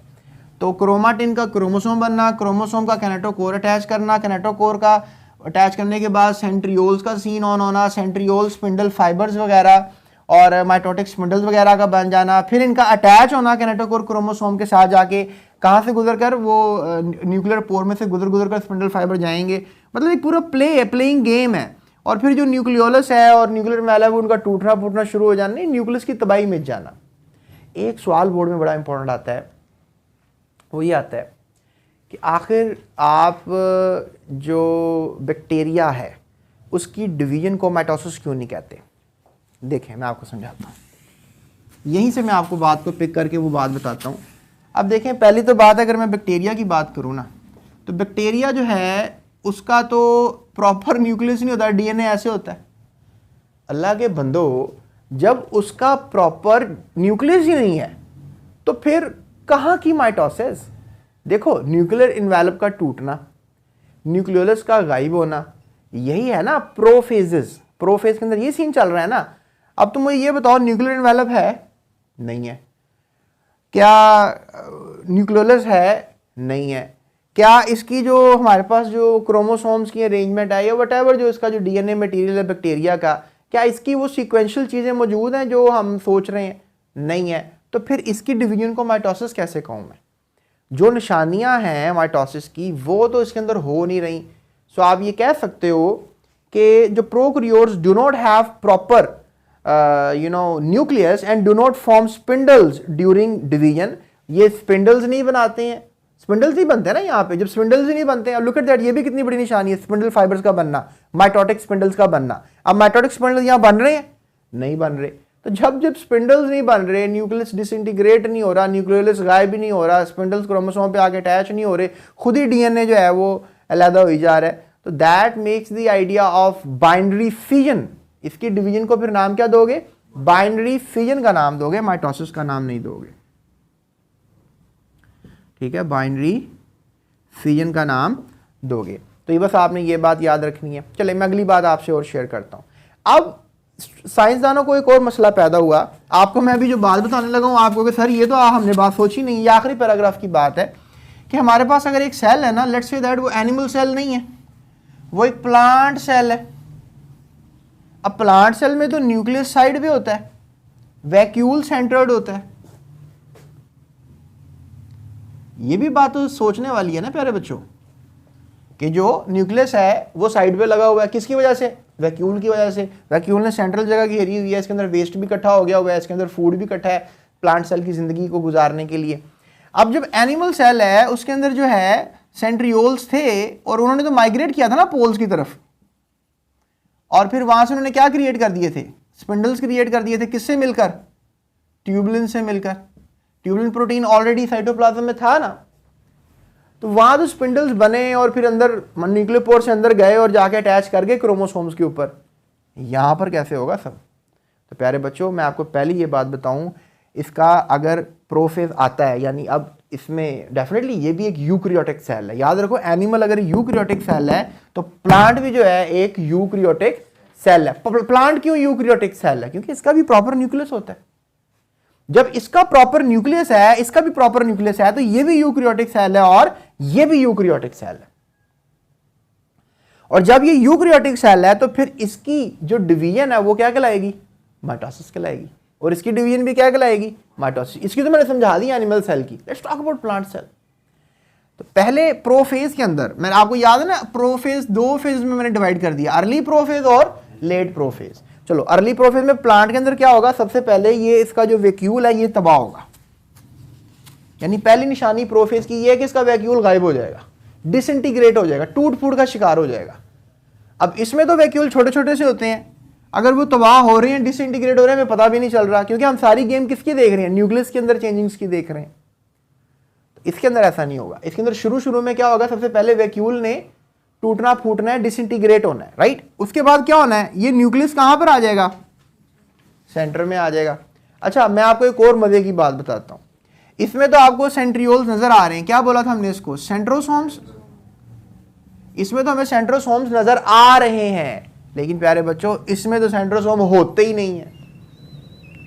अब आप फिर सर पकड़ के बैठ जाओगे, ओ सर की दसी जा रहे हो। इसमें अगर सेंट्रोसोम नहीं होते तो फिर डिवाइड कैसे करता न्यूक्लियस का? That's a very big question. तो इसका सिंपल मैं आपको चलो जवाब देता हूं। अब इसमें सेंट्रियोल तो नहीं है ना, लेकिन प्यारे बच्चों इसमें ट्यूबुलिन प्रोटीन तो होता है ना। क्या होता है? ट्यूबुलिन प्रोटीन क्या बना देता है? स्पिंडल्स बना देता है। इसमें जितना भी ट्यूबुलिन प्रोटीन है वो सारा जाकर क्या होता है? एक जगह पर इकट्ठा हो जाता है और फिर वो क्या बनाना शुरू कर देता है? स्पिंडल्स बनाना शुरू कर देता है। और स्पिंडल, आपको पता है इसमें भी न्यूक्लियर पोर्स होते हैं, तो फिर वो सारे स्पिंडल्स क्या होते हैं? वो लेट आ गए ना, लेट हो गया ना, that is called late prophase, है ना। तो फिर क्रोमोसोम्स अरेंज हो चुके हुए हैं, उनके सेंट्रोमेयर बन चुके हैं, सेंट्रोमेयर पे कैनेटोकोर चिपक चुका वो प्रोटीन, और फिर स्पिंडल फाइबर आके किस पे अटैच कर रहे हैं? इस कैनेटोकोर पे अटैच कर रहे हैं आके। आ रही है समझ ये बात?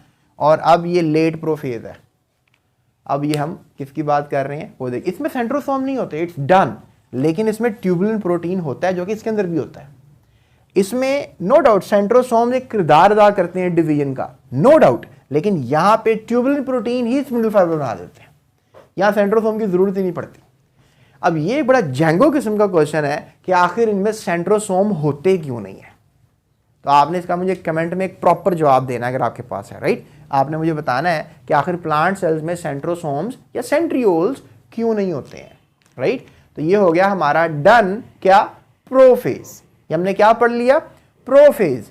तो हमने देखा क्रोमाटिन जो है वो क्रोमोसोम बन रहा है, क्रोमोसोम अपने आप को अरेंज कर रहा है, सेंट्रोमेयर्स लोकेट हो रहे हैं और फिर उस पर प्रोटीन आके चिपक रहा है, कैनेटोकोर चिपक रहा है। फिर हमने स्टडी कर लिया कि फिर एनिमल सेल्स में या प्लांट सेल्स में ये कैसे स्पिंडल्स आ रही हैं, और स्पिंडल्स आके न्यूक्लियस में घुस के जाकर किस पे अटैचमेंट शो कर रहे हैं? कैनेटोकोर प्रोटीन पे, और फिर उनको अरेंज कर रहे हैं, रस्से कसे जा रहे हैं। अब ये रस्से कसे पता क्यों जा रहे हैं? क्योंकि न्यूक्लियस की डिवीजन करनी है अल्लाह के बंदो। हमने यहाँ पे न्यूक्लियस को क्या कर देना है? डिवाइड कर देना है। अब ये डिवाइड कैसे करेंगे ये बात मैं आपको बताऊंगा अगले फेज में। क्यों? क्योंकि हम अब प्रो फेज से निकल चुके हैं, राइट। अब हम दाखिल हो चुके हुए हैं, yes, the next phase is metaphase, right. So pro phase के बाद गेम ऑन है मेटाफेज की। अब हम बात करते हैं मेटाफेज में क्या होता है। जी तो बच्चों मेटाफेज को थोड़ा सा डिस्कस करते हैं। ये देखें, अब हमारे पास कंडीशन वही है सेल की, राइट।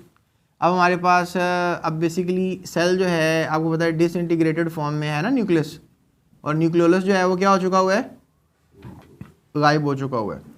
और ये जो स्पिंडल्स हैं they are basically coming from the poles, यहाँ से भी ऐसा हो रहा है, ऐसा ही है ना, and they are known as mitotic spindles. अच्छा, एक लफ्ज़ में और इंट्रोड्यूस करवाता हूँ आपको, नॉन कैनेटोकोर स्पिंडल्स। ओके, इसको रहने दें, इसको कर लेते। This is called non kinetochore, non kinetochore spindle. अब हम इसको नॉन कैनेटोकोर स्पिंडल पता क्यों कहा? क्योंकि इस स्पिंडल में, मैं इसको रेड कर देता हूँ, ये स्पिंडल जो है बजाय कि क्रोमोसोम को अटैच करते हैं, इन्होंने खुद को आपस में अटैच कर लिया, ठीक है। ये नॉन कैनेटोकोर है।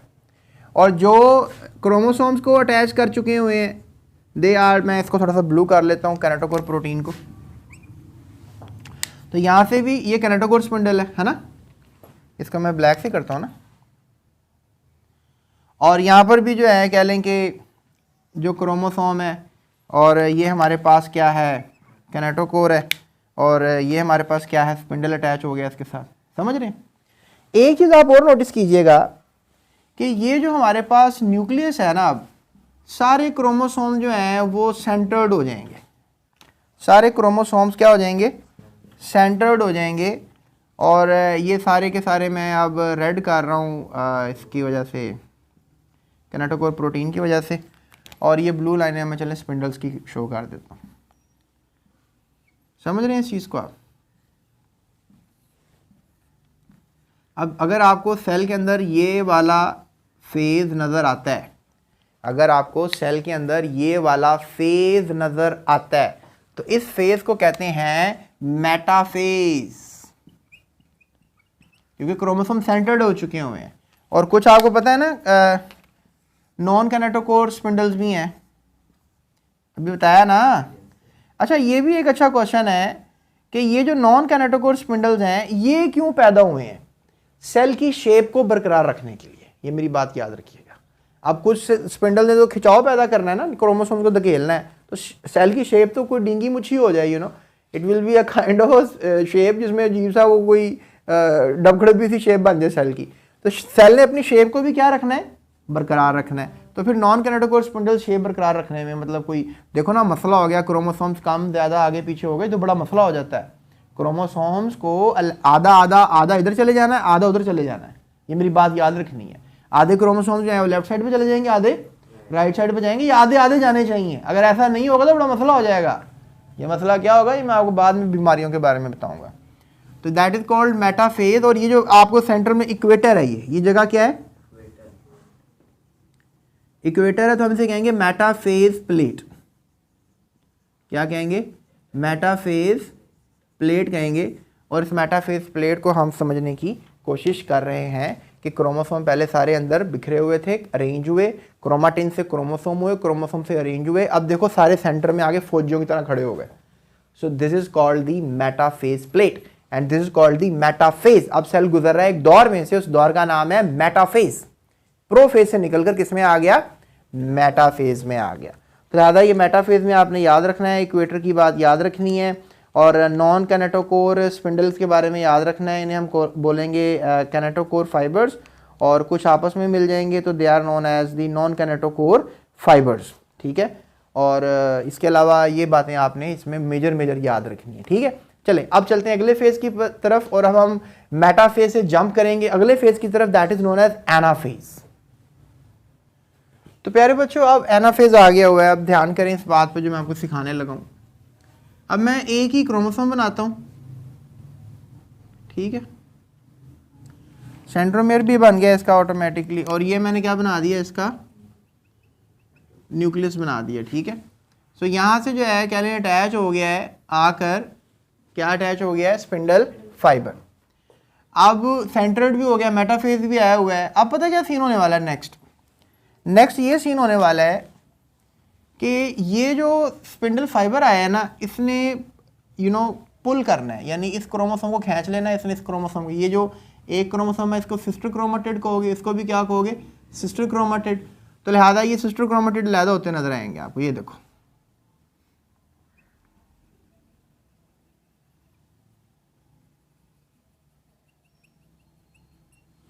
ठीक है? और इनके साथ क्या लगा हुआ है? कैनेटोकोर प्रोटीन लगा हुआ है। और ये देखो ये धकेले जा रहे हैं। अब ऐसा फील होगा कि धकेले जा रहे हैं, है ना? आप समझोगे नहीं? यानी कि अगर हम अब सेल बनाएं और सेल में ऐसे क्रोमोसोम्स को शो कर दें, ऐसे यहाँ से भी ऐसे शो कर दें, और फिर ऐसे शो करें कि ये धकेले जा रहे हैं, ये एक तरफ जो है खिंचे जा रहे हैं, इनको स्पिंडल फाइबर जो है वो एक तरफ क्या कर रहे हैं? खींच रहे हैं। और इसके अलावा आपको पता है कि नॉन कैनेटोकोर स्पिंडल फाइबर भी इनके साथ साथ ही हैं। नॉन कैनेटोकोर स्पिंडल फाइबर भी इनके साथ साथ ही हैं। तो that makes the idea of anaphase. इसको आप क्या नाम दे दोगे? एनाफेज। इसमें याद रखना कि ये जो सिस्टर क्रोमेटिड्स हैं इनको इक्वली अलहदा होना बड़ा ज़रूरी है। लेट्स से दैट कि ये 23 क्रोमोसोम्स हैं टोटल, ठीक है। तो अब आपको नज़र आना चाहिए क्रोमोसोम्स, तो अब 23 सिस्टर क्रोमेटिड्स इधर जा रहे हैं और 23 ही सिस्टर क्रोमेटिड्स इधर जा रहे हैं। टोटल कितने हो गए?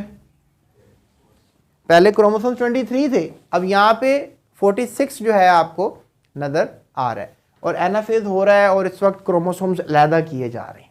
ये आप कहोगे सर ये सारी कहानी डीएनए को अलहदा करने की थी, तो मैं कहूँगा यस, मैं कहूँगा यस, ये जो स्टोरी थी ये क्रोमोसोम्स को डीएनए को अलहदा करने की थी।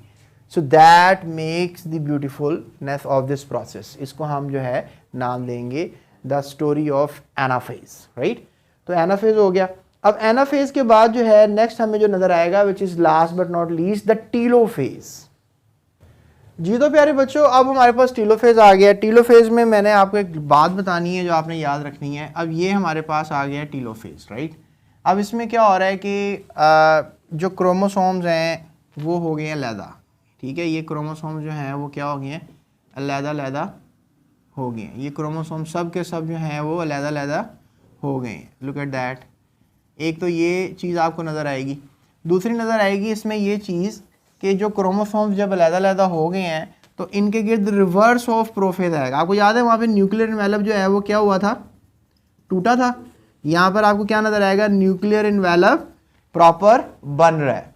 फिर आपको नज़र आएगा कि जो न्यूक्लियर इन्वेलप बन रहा है उसमें क्रोमोसोम जो थे वो अरेंज हुए थे, तो इसमें क्रोमोसोम्स दोबारा खुद को क्या कर रहे हैं? डिसइंटीग्रेट कर रहे हैं। यानी क्रोमोसोम दोबारा क्या बन रहे हैं? क्रोमाटिन। यहाँ पर भी ये सीन हो जाएगा, ठीक है। और न्यूक्लियोलस गायब हुआ था ना वहाँ पे न्यूक्लियोलस, यहाँ पे दोबारा आपको न्यूक्लियोलस भी बनता हुआ नजर आएगा। So this is known as telophase. Telophase क्या है? बिल्कुल उल्ट है प्रोफेज का। वहाँ पे सबसे पहले आपको याद होगा कि हमने क्रोमाटिन को क्रोमोसोम किया था, तो यहाँ पे क्या कर रहे हैं? क्रोमोसोम जो अलहदा हो चुके हैं उनको दोबारा क्या कर रहे हैं? क्रोमाटिन कर रहे हैं। फिर वहाँ पे जो आखिर में लेट प्रोफेज के अंदर आपने चीज़ें देखी थी कि न्यूक्लियस की मेम्ब्रेन डिसइंटीग्रेट हुई थी, यहाँ न्यूक्लियस की मेम्ब्रेन बनती हुई नजर आएगी। और फिर आपने देखा था कि जो न्यूक्लियोलस था वो भी डिसइंटीग्रेट हुआ था, तो यहाँ पे न्यूक्लियोलस आपको बनता हुआ नजर आएगा। ये होगी 3 चीज़ें। और चौथी चीज़ है एक स्टेप और रह गया बस डिवीजन में, राइट। ये हमने अब ये जो कैरियोकिनेसिस है ये कंप्लीट कर ली है। कैरियोकिनेसिस किस पर डिपेंड करती है? कैरियोकिनेसिस जो है ये डिपेंड करती है किसके ऊपर? प्रोफेज, मेटाफेज, एनाफेज और लास्ट में टीलोफेज। तो ये 4 फेज जब कंप्लीट हो जाते हैं तो कैरियोकिनेसिस क्या हो जाती है? कंप्लीट। अब एक फेज रह गया है जो सेल को डिवाइड करेगा, that is known as cytokinesis. क्या बोलोगे इसको? साइटोकाइनेसिस। तो साइटोकाइनेसिस के ऊपर जो है हम बात करेंगे और साइटोकाइनेसिस को समझने की कोशिश। जी तो प्यारे बच्चों, अब हमने लास्ट टाइम आपसे सारी कंप्लीट बात कर ली कैरियोकिनेसिस की और जान लिया कि कैरियोकिनेसिस क्या होती है और कैसे होती है। प्रोफेज, मेटाफेज, एनाफेज, टीलोफेज, इन मराहल से सेल गुजरते हैं और न्यूक्लियस डिवाइड हो जाता है। अब हम बात करेंगे आपसे जो कि बोर्ड का बड़ा इंपॉर्टेंट सवाल है कि what is the difference between cytokinesis in animal cells and cytokinesis in plant cells. Cytokinesis क्या है? Division of cytoplasm. आपको पता है कि जो सेल होता है जब उसके न्यूक्लियस 2 हो चुके होते हैं, तो अब ये 2 न्यूक्लियस हो चुके हैं, राइट। अब ये इसके अंदर जो साइटोप्लाज्म है, लेट्स से दैट मैं ये रेड कलर में साइटोप्लाज्म बना देता हूँ सेल का, ठीक है। सो दिस इज द साइटोप्लाज्म। अब इसने भी क्या होना होता है? डिवाइड होना होता है। लेट्स से दैट कि ये जो एनिमल सेल है और यहाँ पर आप ऐसे कर लें प्लांट सेल, ठीक है जी। अब ये प्लांट सेल के जो न्यूक्लियस है डिवाइड हो चुका हुआ है और इसका मैं साइटोप्लाज्म कर लेता हूँ ब्लू, ठीक है। अब इसने डिवाइड होना है, तो अब ये साइटोप्लाज्म जो है ये मतलब साइटोप्लाज्म डिवाइड होगा तो 2 सेल्स बनेंगे ना अलग-अलग। तो उसमें कहते हैं जी कि जो एनिमल सेल होता है उसके अंदर सबसे पहले एक बनता है क्लीवेज, ठीक है। साइटोकिनेसिस होती है, एक प्रोसेस होता है उसको कहते हैं क्लीवेज। क्लीवेज क्या होता है? जिससे दरार सी पड़ जाती है, यानी ये जो सेल का सेंटर है यहाँ पे एक आपको दरार सी पड़ती हुई नज़र आएगी, इसको आप नाम दोगे क्लीवेज का। जबकि यहाँ पे आपको अगर हम बात करें, प्लांट सेल की, आपको पता है प्लांट यहाँ पे तो सिर्फ सेल मेम्ब्रेन होती है ना, सेल वॉल नहीं होती एनिमल सेल में, लेकिन आपको पता है कि यहाँ पे तो सेल मेम्ब्रेन के साथ साथ सेल वॉल भी होती है, जो कि एक बड़ा टफ सा रफ सा मटेरियल होता है। तो ये वाला सेल डिवाइड होना, it's a very important thing. तो यहाँ पर बताया जाता है कि आपने पढ़ा कि जो हमारे पास सेल होता है ना, लेट्स से दैट ये सेल है, प्लांट सेल है, इसका न्यूक्लियस है, तो ये उसका है वो गोल्जी ऑपरेटस। आपने पढ़ा ना ऑर्गेनेलीज के अंदर कि गोल्जी ऑपरेटस भी होता है। तो गोल्जी ऑपरेटस का क्या काम है? गोल्जी ऑपरेटस का काम है गोल्जी वेसिकल्स बनाना। तो ये कुछ ना वेसिकल्स बनाता रहता है। तो आप समझ लो जिस तरह ये हमारा कमरा है ना, तो इस कमरे में हम अब एक अजीब सी चीज़ करने लगा इस कमरे में, ध्यान से सुने। इस कमरे में हम मतलब ये दीवारें इतनी टफ हैं इस कमरे की, जिस कमरे में आप बैठे मुझे देख रहे हैं, तो उसकी ऊपर भी दीवार है, नीचे भी ज़मीन की दीवार है, साइडों पे भी दीवारें। ये तो बड़ा मुश्किल है इसको डिवाइड करना, दो कमरे करना। तो गोल्जी जो होता है ना, गोल्जी ऑपरेटस, वो समझ लें कि सेंटर में, मतलब इस कमरे के सेंटर में हम बोरियां रखते रहते हैं, ठीक है। वो एक बोरी को हम कहेंगे वेसिकल। नहीं समझ में आई बात आपको? जैसे कमरे के सेंटर में हमने क्या रखनी है, बोरियां रखते चले जाना है, एक बाय एक बोरी रख रहे हैं, एक बाय एक बोरी रख रहे हैं, तो वो वेसिकल्स को हमने बोरियां कहना है, ठीक है। तो वो इस तरह क्या होगा कि फिर ये बोरियां सारी इकट्ठी होती जा रही हैं, कहाँ पे इकट्ठी होती जा रही हैं? सेंटर ऑफ दी सेल में। आपको पता है ना सेंटर में अब वैक्यूल तो है नहीं है। क्यों नहीं है वैक्यूल? क्योंकि वैक्यूल को ख़त्म कर दिया गया ना डिवीजन से कबल उस वक्त। पहले इसको वैक्यूल को साइड पे किया था, इसको फाड़ फूड़ दिया जाता है, तोड़ फोड़ दिया जाता है उसको। तो गोल्जी ऑपरेटस ने क्या बनाना शुरू कर दिए हैं प्लांट सेल में? वेसिकल्स। और move to the middle of the cell. और ये वेसिकल्स कहाँ पर आके इकट्ठे होते जा रहे हैं? Middle of the cell. जिस तरह एक कमरा है, इसके सेंटर में आके ना वेसिकल्स, आप जिस तरह आपने बोरियां जोड़े और आपने ऊपर छत तक उसको बोरियों को जोड़ के दो दीवारें लदा कर देनी है, तो ऐसे सीन चल रहा है यहाँ पे। मिडल ऑफ द सेल के अंदर वेसिकल्स क्या होते जा रहे हैं, जो कि गोल्जी ऑपरेटर से बने हैं, मूव करते जा रहे हैं, ठीक है। फिर क्या हो रहा है? Fuse to form a membrane. और वो बोरियां फिर आपस में मतलब इकट्ठी होती जा रही हैं। समझ लीजिए जिस तरह आप बोरी है ना, तो उसको आप ऐसे जोड़ेंगे तो इधर वाली मेम्ब्रेन लैदा हो जाएगी, इधर वाली मेम्ब्रेन लैदा हो जाएगी, समझ रहे हैं? तो इस तरह बोरियां इकट्ठी होती जा रही हैं, उनकी मेम्ब्रेन्स इधर की आपस में फिर बोरियां इकट्ठी होकर फ्यूज भी होती जा रही हैं। मतलब समझ लें कि एक जो बोरियां हैं वो दो बोरियां इकट्ठी करके एक बोरी बना दो, फिर तीन बोरियां इकट्ठी करके एक बोरी बना दो, समझ रहे हैं? इस तरह आप, इस तरह फिर सेंटर में क्या हो रहा है, सारा सीन होता जा रहा है। So fuse to form a membrane bounded disc. और ऐसा लगेगा ना जैसे डिस्क बना दी है, एक पूरी दीवार सी बना दी है, that is called the disc. तो इसको कहेंगे सेल प्लेट, ठीक है। प्लांट सेल में क्या कहेंगे इसको? सेल प्लेट कहेंगे, या फिर एक खास नाम देना है, क्या कहेंगे इसको? फ्रेगमोप्लास्ट। क्या कहेंगे? अब आपको बोर्ड में सवाल आएगा, शॉर्ट क्वेश्चन आएगा 2 नंबर का, कि आखिर फ्रेगमोप्लास्ट क्या होता है, व्हाट इज फ्रेगमोप्लास्ट? तो आपने याद रखना है अब मैंने क्या बताया आपको। ये वेसिकल्स फ्यूज करके एक प्लेट सी बना लेते हैं, इसको फ्रेगमोप्लास्ट कहते हैं। फिर यहाँ के इधर आते हैं जरा एनिमल सेल्स की तरफ। वहाँ पर हमने कहा कि क्लीवेज के मेथड से करते हैं। ये मैंने आपको क्लीवेज करके दिखाया है आपका ना, एनिमल सेल में क्लीवेज फरो बन जाता है। ये कुछ ऐसे ही होता है प्यारे बच्चों, जैसे क्लीवेज फरो में आपको कैसे समझाऊँ, जो गुब्बारा होता है ना, गुब्बारा, तो आप समझो उसको आपने दो करना है। लेट्स से दैट कि आपके पास ये एक सेल है, ठीक है। अभी अंदर से देखो ये अब फरो बन गया, ये समझ लो ये मेरी जो हथेली बनी ना फरो, ये देखो अंदर की तरफ जा रहा है ना, जैसे गुब्बारा है उसको आप ऐसे पकड़ के यूँ, गोल सा गुब्बारा है लंबा सा, उसको करोगे तो वो दो हो जाएगा ना, जब उसको घुमा दोगे तो वो उसके दो साइड्स बन जाएंगे। तो ऐसे समझ लो कि ये क्या हो रहा है, ऐसे दो हो गए, समझे इस चीज़ को? जैसे आटे का पेड़ा नहीं होता, उसको पकड़ के so that is quite funny. So ऐसा ही होता है, ये जो सेल होते हैं ऐसे। अब मैं आपको कैसे एनिमेशन करके दिखाऊं इस चीज़ की। So that is basically cytokinesis occurs by a process known as cleavage. और ये क्लीवेज फरो से बनती हुई नजर आती है। Cleavage furrow develops where the metaphase plate was present. और ये जो मैंने आपको फोल्डिंग दिखाई है ना बना के, आपको याद है ना जब मेटाफेज प्लेट बनी थी न्यूक्लियस के अंदर, याद है? ये मैं आपको याद कराता हूँ। जैसे हमारे पास सेल था ना, सेल के अंदर ये न्यूक्लियस था, और आपको याद है ना एक वक्त आया था मेटाफेज प्लेट बन गई, सारे न्यूक्लियस के क्रोमोसोम्स इकट्ठे हो गए थे एक जगह पे आके, तो वहीं पर क्या बनता है? क्लीवेज फरो बनता है, वहीं पे क्लीवेज फरो बनता है, ठीक है। क्या वर्ड है? Cleavage furrow. So the furrow deepens and eventually pinches the parent cell into the two daughter cells. ये पिंच ऐसे थे, पिंच, चीटी कांटे को पिंचिंग कहते हैं। तो ऐसे ही हुआ ना, मैं आपको दोबारा करके दिखाता हूँ। अच्छा मुझे काफ़ी इंटरेस्टिंग लग रहा है ये करना, so let me just do it again. ये देखें, ये लाला हो गया, समझ रहे हैं। तो फरो डीपन्स, फरो अंदर क्या आ रहा है, डीप होता जा रहा है ना, अंदर की तरफ जाता जा रहा है, अंदर की तरफ जाता जा रहा है। गुब्बारा बाहर से जब घुमा रहे हैं उसको तो अंदर की तरफ जाता जा रहा है ना, it is deepens.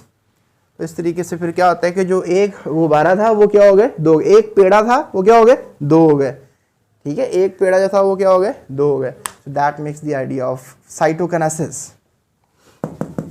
That is the cytokinesis in animals. उसके बाद आ जाए इधर प्लांट में भी थोड़ा सा आ जाए। कूल, मैंने पेन ड्रॉप कर दिया। So plant grows outward, sorry plant कह रहा हूँ, plate grows outward and move the vesicle to fuse with it. और फिर प्लेट ऐसे बाहर अंदर की तरफ से ना बाहर की तरफ ग्रो कर दी, फिर टच करेगी ना मेम्ब्रेन को ऊपर से भी। ये देखो यहाँ से अब प्लेट ग्रो करती जा रही है, ये देखो, और ऊपर से भी टच कर रही है और नीचे से भी, और ऊपर से भी टच कर रही होगी ना, यहाँ से भी टच कर रही होगी, नीचे बैकवर्ड से भी टच कर रही है, हर जगह टच कर रही होगी। Finally the membrane of the cell plate fuse with the plasma membrane. और फिर देखो ये प्लाज्मा मेम्ब्रेन है ना, इसके साथ क्या कर रही है, फ्यूज कर रही है। जो भी ऊपर प्लाज्मा मेम्ब्रेन उसको नजर आ रही होगी ना, ऊपर भी है ना प्लाज्मा मेम्ब्रेन, उसको जो नजर आ रही है। So its content join parental cell wall. और फिर ये जो फ्रेगमोप्लास्ट होता है ये सेल वॉल को भी ज्वाइन कर जाता है, ठीक है। ये सेल रेड मेम्ब्रेन है और बाहर सेल वॉल है। तो फिर ये जो पैलेट बनी है, ये पैलेट किसको टच कर जाएगा, सेल वॉल को भी टच कर जाएगा।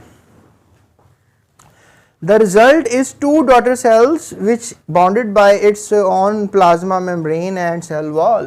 और देखो अब ये हमारे पास एक सेल से क्या हो गए, दो सेल हो गए। ये देखो ये लैदा हो गया और ये लैदा हो गया।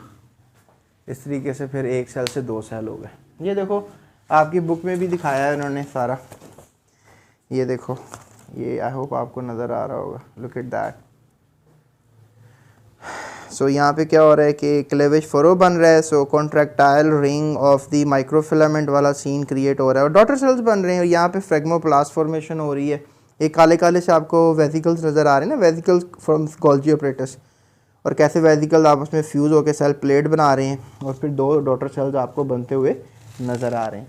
So that is the story of cytokinesis. ये माइटोसिस का प्रोफेज, मेटाफेज, एनाफेज, टेलोफेज उतना ही इंपॉर्टेंट है जितना कि अब ये साइटोकिनेसिस इंपॉर्टेंट है। तो लिहाजा इसको आपने लाजमी करना है। मैंने डिफरेंस भी कर दिया है। आपको बोर्ड में ये भी सवाल आ सकता है, differentiate between the cytokinesis in animal cell and cytokinesis in plant cell. तो आपने ये बड़ा लॉन्ग भी आ सकता है आपको, ये मैं आपको इतना बता दूँ। और फिर जब लॉन्ग आएगा तो फिर ये जो ब्लू डायग्राम्स है ना, ये इधर वाली इधर के लिए बना देना, उधर वाली उधर के लिए बना देना। तो फिर आपको पूरे 5 नंबर लॉन्ग में मिल जाएंगे। तो ये आज हमारा कंप्लीट हो गया है माइटोसिस। और आगे भी एक छोटा सा पॉइंट मैं और रेस करूंगा, सिग्निफिकेंस ऑफ माइटोसिस, कि आखिर जो माइटोसिस है इसकी सिग्निफिकेंस क्या होती है। फिर हम माइटोसिस पे एक अलग वीडियो बनाएंगे, जो कि डिस्क्रिप्शन में आपको लिंक है वो मिल जाएगी, या वीडियो के एंड पे आपको लिंक है उसका वो मिल जाएगी आपको। सिग्निफिकेंस का मतलब होता है कि माइटोसिस की क्या अहमियत है, आखिर माइटोसिस क्यों ज़रूरी है। अब इस पॉइंट को रेज किया जाएगा क्लास में, लिहाजा माइटोसिस क्यों इंपॉर्टेंट है, ये चीज़ें मैं आपको इंशाल्लाह तफसील से समझा दूंगा। तो आप को पता लग जाएगा कि माइटोसिस क्यों इंपॉर्टेंट है। तो चलते हैं अब सिग्निफिकेंस ऑफ माइटोसिस की तरफ। जी तो प्यारे बच्चों, बात करते हैं वो आपसे सिग्निफिकेंस ऑफ माइटोसिस की। प्यारे बच्चों, ये जो टॉपिक है सिग्निफिकेंस ऑफ माइटोसिस, ये बहुत ही इंपॉर्टेंट है क्योंकि ये आपको एज अ लॉन्ग क्वेश्चन आ सकता है। तो आज हम बोर्ड का जो है वो लॉन्ग क्वेश्चन प्रॉपर चैनल से आपके साथ समझने की कोशिश करते हैं ताकि आप उसको अच्छे तरीके से कर सकें।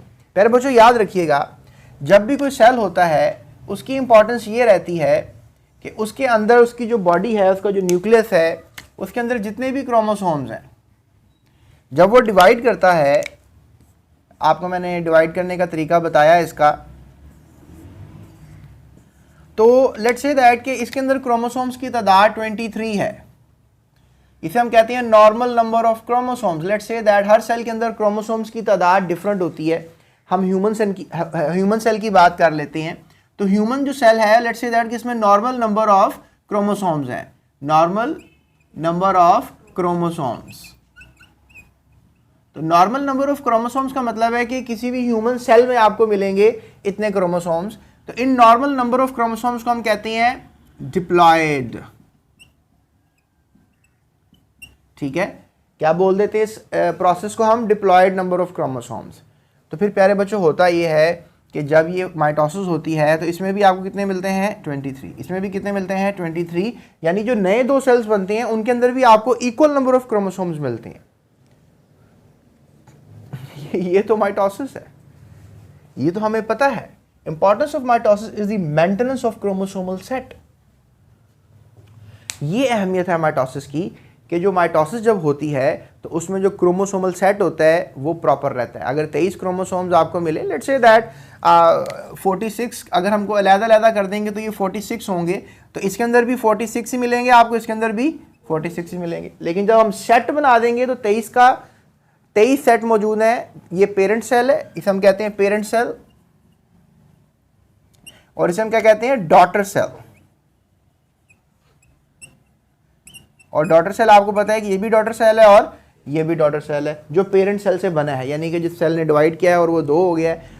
The body previous body was the parental body, और जो नई बॉडी बनी है that is the daughter body, the daughter cell. तो इसमें जो भी सेट था पेरेंटल बॉडी में वही मेंटेन रहा दोनों में, इसमें भी और इसमें भी। So that makes an idea of maintenance of chromosomal number of sets या मेंटेनेंस ऑफ क्रोमोसोमल सेट। जैसे लेट्स से दैट कि हर डॉटर सेल जो है वो रिसीव करता है chromosomes that are alike in composition. याद रखो, जैसे क्रोमोसोम्स इसमें हैं वैसे ही इसमें होंगे और वैसे ही इसमें होंगे, तभी तो वो उस सेल के डॉटर सेल्स कहलाएंगे। इंसानों के बच्चे इंसान ही होते हैं ना। अगर आपका यहाँ कट लग जाता है तो ये नाक के टिश्यूज तो नहीं है ग्रो करने लग जाएंगे, तो लिहाजा यहाँ पे डेफिनेटली ग्रो उन्हीं टिश्यूज की वापस होगी जो जिस तरह के। तो यहाँ पे जो सेल्स हैं ऑमिनस सेलुलाई सेलुला रुडोल्फ विर्च्यू कि सेल सेल से ही बनते हैं, और यहां पर मैं बात कर रहा हूं कि जैसे सेल्स हैं वैसे ही नए सेल्स बनते हैं। There is no nothing like कि यहां पे कुछ नई चीजें बनना शुरू हो जाएंगी, दैट इज क्वाइट नॉनसेंस। सो उसके बाद फिर मैं आपसे ये बात कर सकता हूं कि equal in number to the chromosomes of the parent cell, और इनकी तादाद भी क्रोमोसोम्स की उतनी रहेगी जितनी कि पेरेंटल सेल में थी। ओके, ये तो क्लियर हो गया। माइटोसिस की इंपॉर्टेंस ये है कि क्रोमोसोमल सेट्स को या नंबर ऑफ क्रोमोसोम्स को वो बैलेंस रखना होता है। अगर नंबर ऑफ क्रोमोसोम्स बैलेंस ना रहें तो फिर प्रॉब्लम है प्यारे बच्चों, प्रॉब्लम है। अगर इसके अंदर 23 क्रोमोसोम्स थे, इसमें और इसमें 23 ना रहें तो फिर प्रॉब्लम है। अगर ये काम अल्लाह ताला नॉर्मल करवा देते हैं तो फिर प्रॉब्लम नहीं है। Everything is gone fair and fine. चलें, हम पहले ये नहीं देख रहे कि मसाइल क्या है, हम ये देख रहे हैं कि अहमियत क्या है। सिग्निफिकेंस का मीनिंग होता है अहमियत। सिग्निफिकेंस का क्या मीनिंग होता है? अहमियत, यानी कि अहमियत क्या है इस चीज़ की। तो प्यारे बच्चों, लेट्स टॉक अबाउट कि कहाँ कहाँ ज़िंदगी में जानदार को माइटोसिस की ज़रूरत पड़ती है। याद रखना, डेवलपमेंट एंड ग्रोथ, कोई भी बच्चा जब से पैदा होता है और जब बड़ा हो जाता है तो उसको सारी ज़िंदगी माइटोसिस की ज़रूरत रहती है। आप देखें ना, डे बाय डे ग्रो कर रहे हैं, you are getting older and older. तो इसका मतलब क्या है कि आप ग्रो कर रहे हैं, आपके अंदर माइटोसिस हो रही है।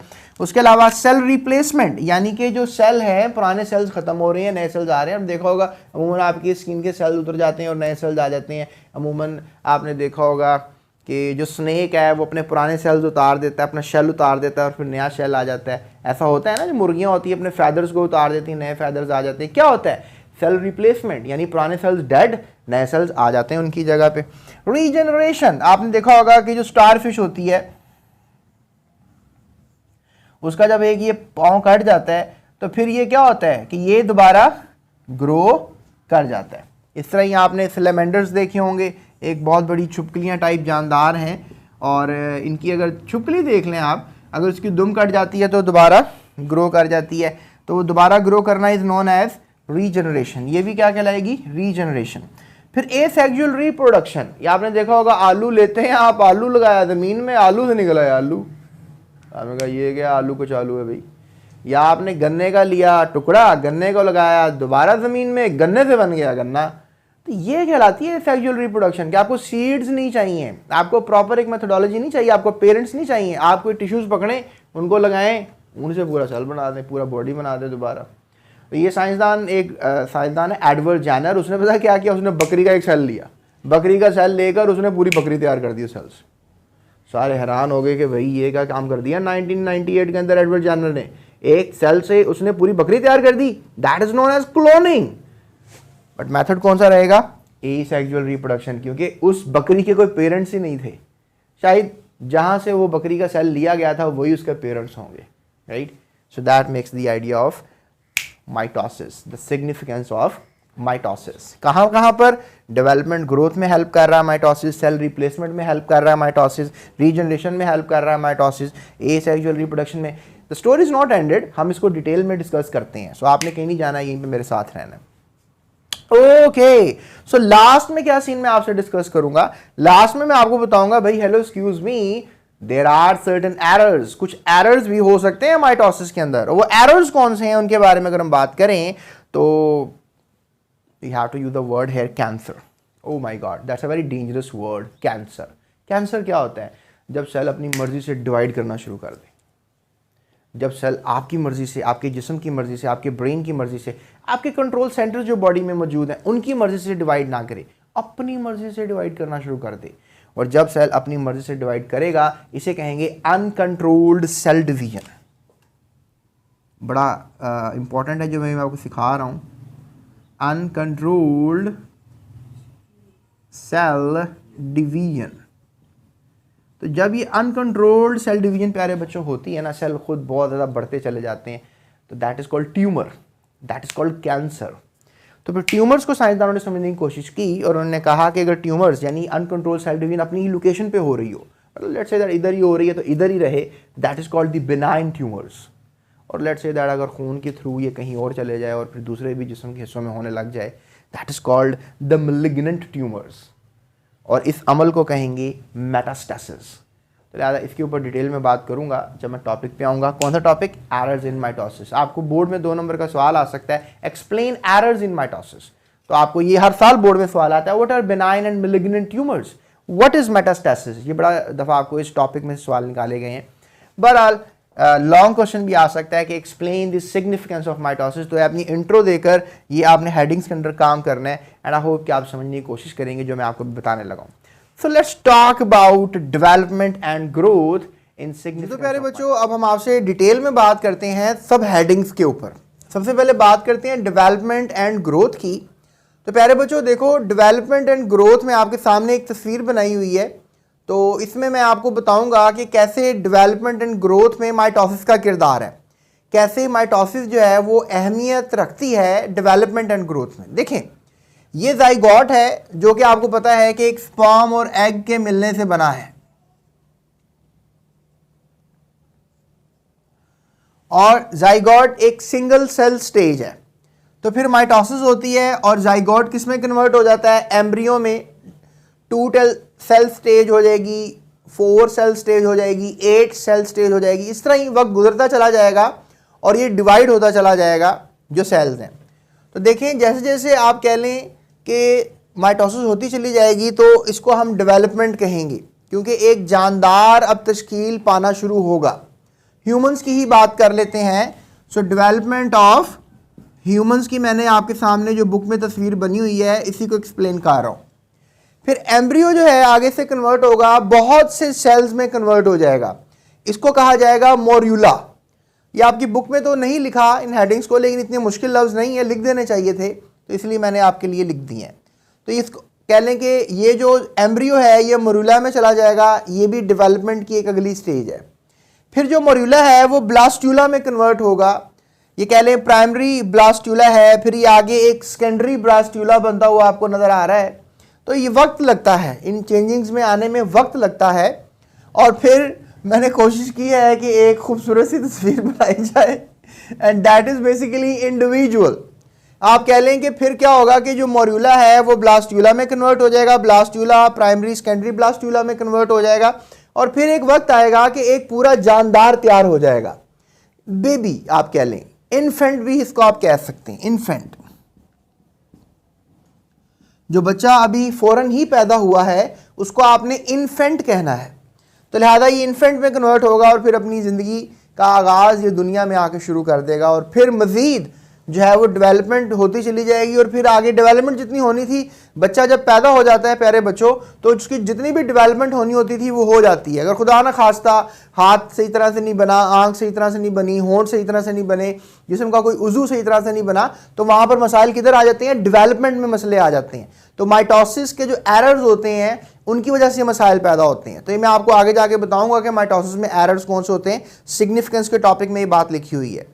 तो प्यारे बच्चों, फिर आफ्टर बॉर्न आप कह लें कि फिर क्या कौन सा अमल शुरू हो जाता है, माइटोसिस की मदद से सेल्स डिवाइड होते चले जाते हैं, ग्रोथ होना शुरू हो जाती है एंड ट्रिलियंस ऑफ सेल्स बन जाते हैं, जिस तरह के मैं आपके सामने खड़ा हूं और आप मेरे ये वीडियो को देख रहे हैं। तो प्यारे बच्चों, ये है डेवलपमेंट एंड ग्रोथ, जिसके लिए माइटोसिस एक अहमियत के हामिल प्रोसेस है। तो अगर माइटोसिस ना होती तो शायद डेवलपमेंट एंड ग्रोथ का प्रोसेस ना हो पाता। चलते हैं अगली हेडिंग की तरफ। जी तो प्यारे बच्चों, बात करते हैं आपसे सेल रिप्लेसमेंट के ऊपर। सेल रिप्लेसमेंट का मतलब ये होता है कि लेट्स से दैट कि हमारे जो सेल्स हैं, जो मतलब अब हम मल्टी सेलुलर जानदार तो बन गए हैं, पिछली हेडिंग के हिसाब से डेवलपमेंट एंड ग्रोथ तो हमारी हो चुकी है, लेकिन प्यारे बच्चों याद रखो कि हमारे सेल्स हर वक्त मर रहे हैं और नए बन रहे हैं। जैसे फॉर एग्जांपल आपकी स्किन के सेल्स की बात करते हैं, आप कहीं पर जब बैठे हुए होते हैं तो फिर वहाँ पर आप जब खड़े होते हैं तो बहुत सेल्स गिर जाते हैं, आपकी स्किन से हर वक्त सेल उतर रहे हैं। अगर माइक्रोस्कोप में अगर मैं ऐसे कर रहा हूँ ना, खास माइक्रोस्कोप में आप देखें तो बहुत से सेल्स स्लॉज ऑफ होते हुए आपको नजर आएंगे। स्लॉज्ड ऑफ का मतलब है उतरते हुए नजर आएंगे और फिर उनकी जगह पर नए सेल्स ले लेते हैं। या मैं आपको छोटी सी एग्जांपल देता हूँ, आपने कभी हथेली पर अपनी स्किन उतरते हुए देखी हो? जब आपकी हथेली की स्किन उतरती है या पैरों की स्किन उतरती है यहाँ से स्पेशली, तो आप कह लें कि आपके पुराने सेल्स स्लॉज्ड ऑफ हो रहे हैं और नए सेल्स आ रहे हैं। चलें बच्चों, एक और मैं आपको इंपॉर्टेंट चीज़ बताता हूँ। प्यारे बच्चों, आपका जो डाइजेस्टिव सिस्टम है, यानी कि आपकी जो एक एलिमेंट्री कैनाल है, खुराक की नाली है, वहाँ पे आप पता नहीं कभी कोई हार्ड चीज़ खा रहे हैं, कभी कोई सॉफ्ट सी चीज़ खा रहे हैं। सॉफ्ट चीज़ खा रहे हैं तो सेल्स लॉज्ड ऑफ तो कम होता है, लेकिन जब कभी हार्ड खा रहे हैं, रोटी सूखी खा रहे हैं और उसका कोई शोरबा नहीं है, पानी टाइप चीज़ नहीं है, तो वो सूखा वाला ही अंदर जा रहा है, तो वो आपके आसपास के जो आपके खुराक की नाली है, इसोफेगस है या स्टमक की वॉल्स हैं या छोटे पेट आंतों की जो वॉल्स हैं, उनसे बहुत से सेल्स उतार रहा है वो, दैट इज ऑल्सो स्लॉज्ड ऑफ। और वहाँ पर फिर नए सेल्स माइटोसिस की मदद से क्या हो रहे हैं, आते चले जा रहे हैं। चले एक और एग्जाम्पल की बात करते हैं, रेड ब्लड सेल्स की। इनकी लाइफ स्पैन है 4 मंथ्स, यानी 4 महीने तक ये सेल्स आपके ब्लड में घूमते रहेंगे, लेकिन 4 महीने के बाद जितने भी रेड ब्लड सेल्स हैं, सबकी डेथ हो जाती है। तो जो नए रेड ब्लड सेल्स आते हैं, वो आपको कौन से प्रोसेस से मिलेंगे? तो लिहाजा आप याद रखिएगा कि mitosis is very important for sale replacement, यानी कि बिल्कुल एग्जैक्ट कॉपीज ऑफ सेल जो हैं दोबारा पैदा हो जाते हैं। इस अमल को हम कहते हैं सेल रिप्लेसमेंट। और कौन कौन सी लोकेशन है ह्यूमन बॉडी के अंदर, वो मैंने आपको बताई। अब चलते हैं अपनी नेक्स्ट हेडिंग की तरफ। जी तो प्यारे बच्चों, अब हम रीजनरेशन की बात करते हैं। आपके सामने मैं डॉटेड सी लाइंस बनाई हुई हैं। लेट्स से दैट हमारे पास ये एक जानदार है और इस जानदार का नाम जो है वो सी स्टार है, ठीक है। और ये इसके जो मैं आपको दिखा रहा हूँ, these are the you can say fruits, आप इनको फुट्स कह लो इनके, ठीक है। तो अब ये जो हिस्सा है ये क्या हो गया हुआ है, इसका किसी तरीके से किसी वजह से डिटैच हो गया, इसकी बॉडी से कट हो गया। तो अब क्या होगा कि ये वाले जो सेल्स होंगे ये क्या करेंगे, इस हिस्से को दोबारा से क्या कर देंगे, रीग्रोथ करवा देंगे और ये हिस्सा दोबारा क्या हो जाएगा, ग्रो कर जाएगा। इस तरीके से इस अमल को कहते हैं जनरेशन। ये जो हुई है अभी, इसे हम कहते हैं जनरेशन। ये पहले भी थी, लेकिन चूंकि पहले हिस्सा कट गया था तो लिहाजा अब दोबारा हुई है। तो दोबारा होने को कहते हैं री जनरेशन, यानी कि दोबारा। जिस तरह आपने देखा होगा कि जो लिजर्ड होती है, ठीक है, जो लिजर्ड है उसकी जो आप कह लो कि दुम होती है, ठीक है, वो क्या हो जाती है, कट हो जाती है, राइट। और जब वो कट हो जाती है तो फिर वो आपको नज़र आता है कि वो बहुत ज़्यादा मूवमेंट शो करती है ताकि आपका ध्यान इसकी दुम की तरफ चला जाए और लिजर्ड्स भागने में कामयाब हो जाए। क्योंकि आपका जब ध्यान इधर जाएगा तो आप उसकी बॉडी पे ध्यान थोड़ी करोगे, तो आप ये देख रहे होगे ना, बहुत से जानदारों के लिए भी ऐसा ही होता है। तो फिर बाद में ये ऐसा थोड़ी होता है कि लिजर्ड जो है वो अपनी दुम को ग्रो नहीं करती, तो वो दोबारा क्या कर लेती है, रीजनरेशन। और अगर आप कहें सर आपका भी हाथ कलम कर दिया जाए तो फिर क्या होगा, वापस आ जाएगा। तो कुछ ऐसे जिस्म के हिस्से हैं जो रीग्रोथ नहीं करते, रीजनरेशन नहीं करते। जैसे आप कह लें कि अब आप कहेंगे सर हाथ की बात हो रही तो बताएं, तो हाथ की बात में मैं आपको एक जानदार बताऊंगा, इसका नाम है सलेमेंडर। ठीक है, क्या नाम है इसका? सलेमेंडर नाम है। ठीक है, ये सलेमेंडर की खासियत ये होती है कि ये जो है इसका जो हाथ अगर कट जाए, सलेमेंडर, ठीक है, नाम याद रखिएगा। वो आपने सांप की मासी देखी होगी ना, उसके सेंटर में भी एक लाइन होती है पूरा, वो भी सलेमेंडर की नस्ल से ही है। तो ये जो सांप की मासी है, या ये जो मॉनिटर लिजर्ड्स होती हैं या सलेमेंडर्स होते हैं, ये श्रीलंका में बड़े मिलते हैं आपको। तो उनका पैर कट जाए तो बड़ी इंटरेस्टिंग बात बताने लगा मैं आपको, उनके पैर रीजनरेट कर जाएगा, उनका पैर दोबारा आ जाएगा। तो कुछ जानदारों में ये खूबी मौजूद है। तो ये बस मैंने ब्रेक किया आपको इसी वीडियो में, इसी क्लिप के अंदर। आपको तो शायद कोई टीचर को कमोबेशी कोई अच्छा बायोलॉजिस्ट होगा, उसको ये बात पता होगी। तो ये इत्तफाकन मैंने इसके ऊपर थोड़ा सा रीजनरेशन पे काम किया तो मुझे पता लगा। तो रीजनरेशन भी माइटोसिस की मदद से ही होती है कि जो सेल्स हैं वो माइटोसिस कर करके बिल्कुल डिक्टो कॉपियाँ सेल की बनाते हैं, और फिर जो बॉडी पार्ट लूज हो गया होता है वो दोबारा से बन जाता है।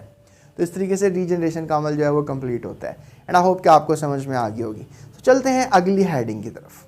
तो प्यारे बच्चों, अब हम बात करते हैं आपसे बहुत ही इंपॉर्टेंट टॉपिक की, और आपको ये किसी हद तक लॉन्ग आ सकता है, वैसे कभी आया नहीं है लेकिन मेरा गेस है कि आपसे, लेकिन शॉर्ट के लिए फेवरेट सवाल रहेगा मेरा कि सिग्निफिकेंस ऑफ माइटोसिस में एसेक्सुअल रिप्रोडक्शन के बारे में बताएं। तो प्यारे बच्चों, याद रखना कि जो ऑर्गेनिज्म होता है वो प्रोड्यूस करता है जेनेटिकली सिमिलर ऑफस्प्रिंग। यानी कि लेट्स से दैट ये आपको जो नज़र आ रहा है ये इस वक्त मिंट है। तो अगर मिंट है तो ये मिंट का मतलब पुदीना होता है।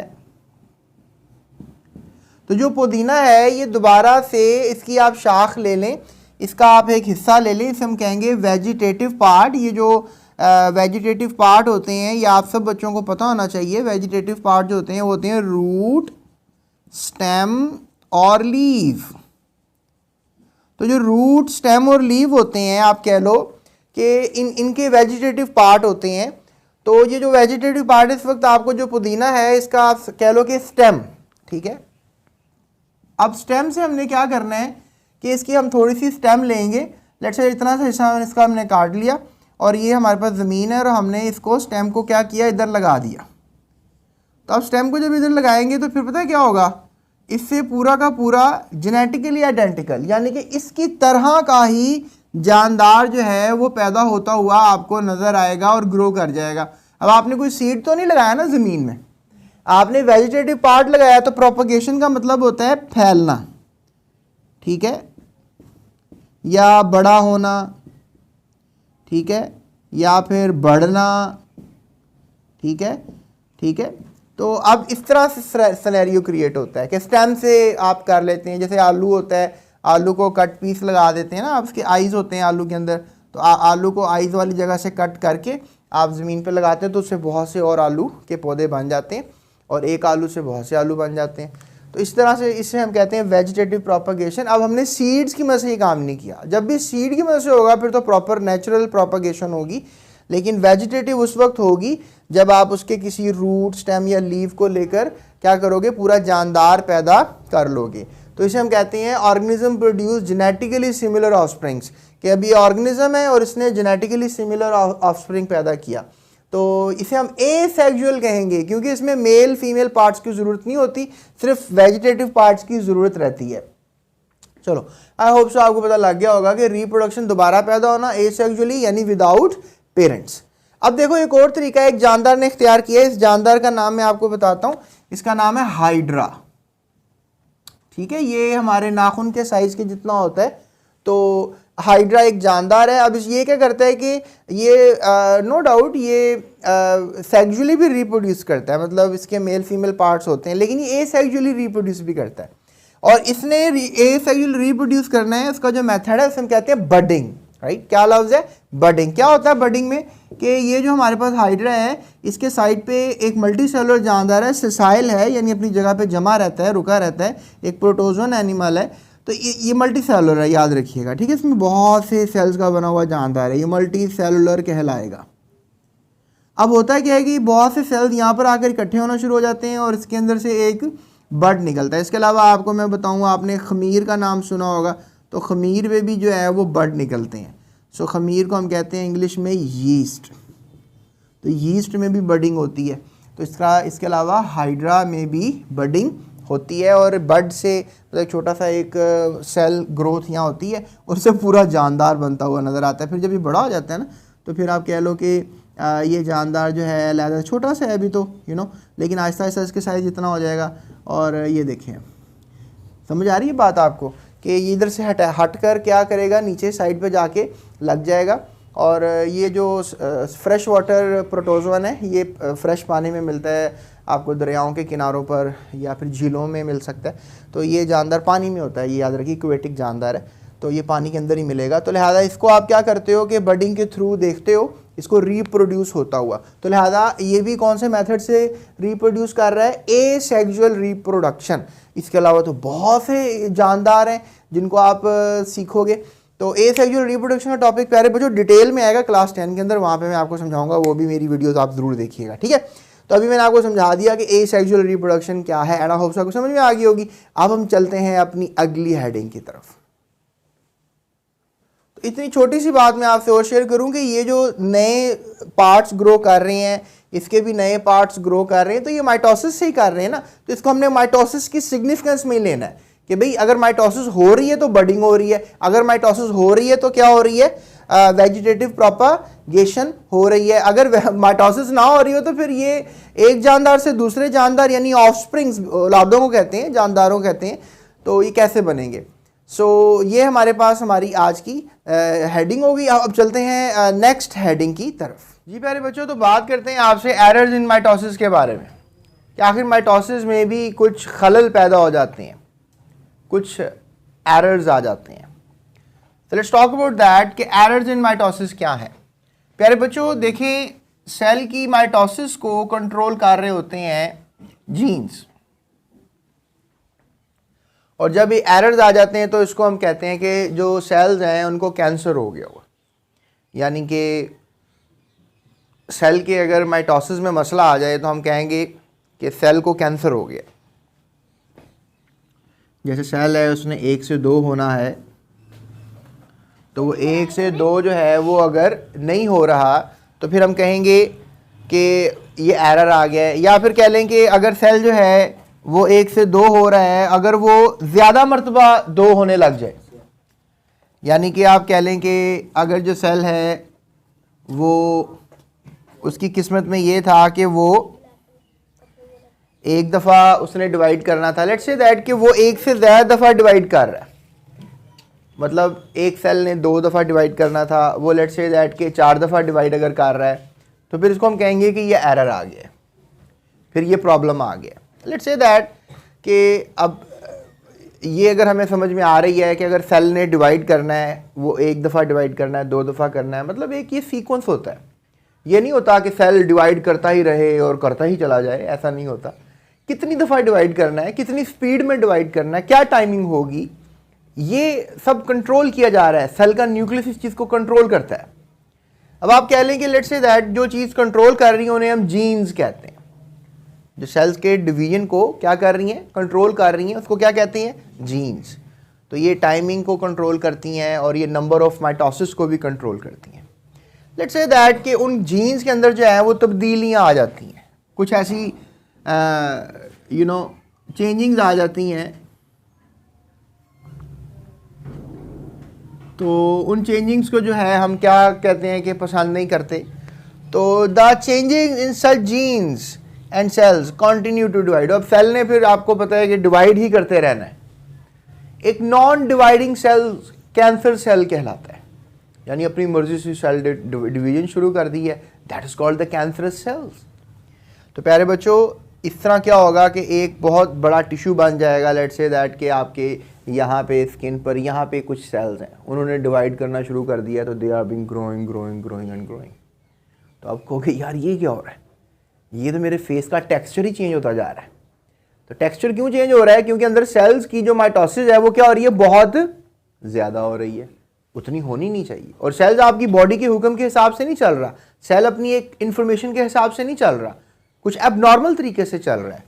This is called errors in mitosis.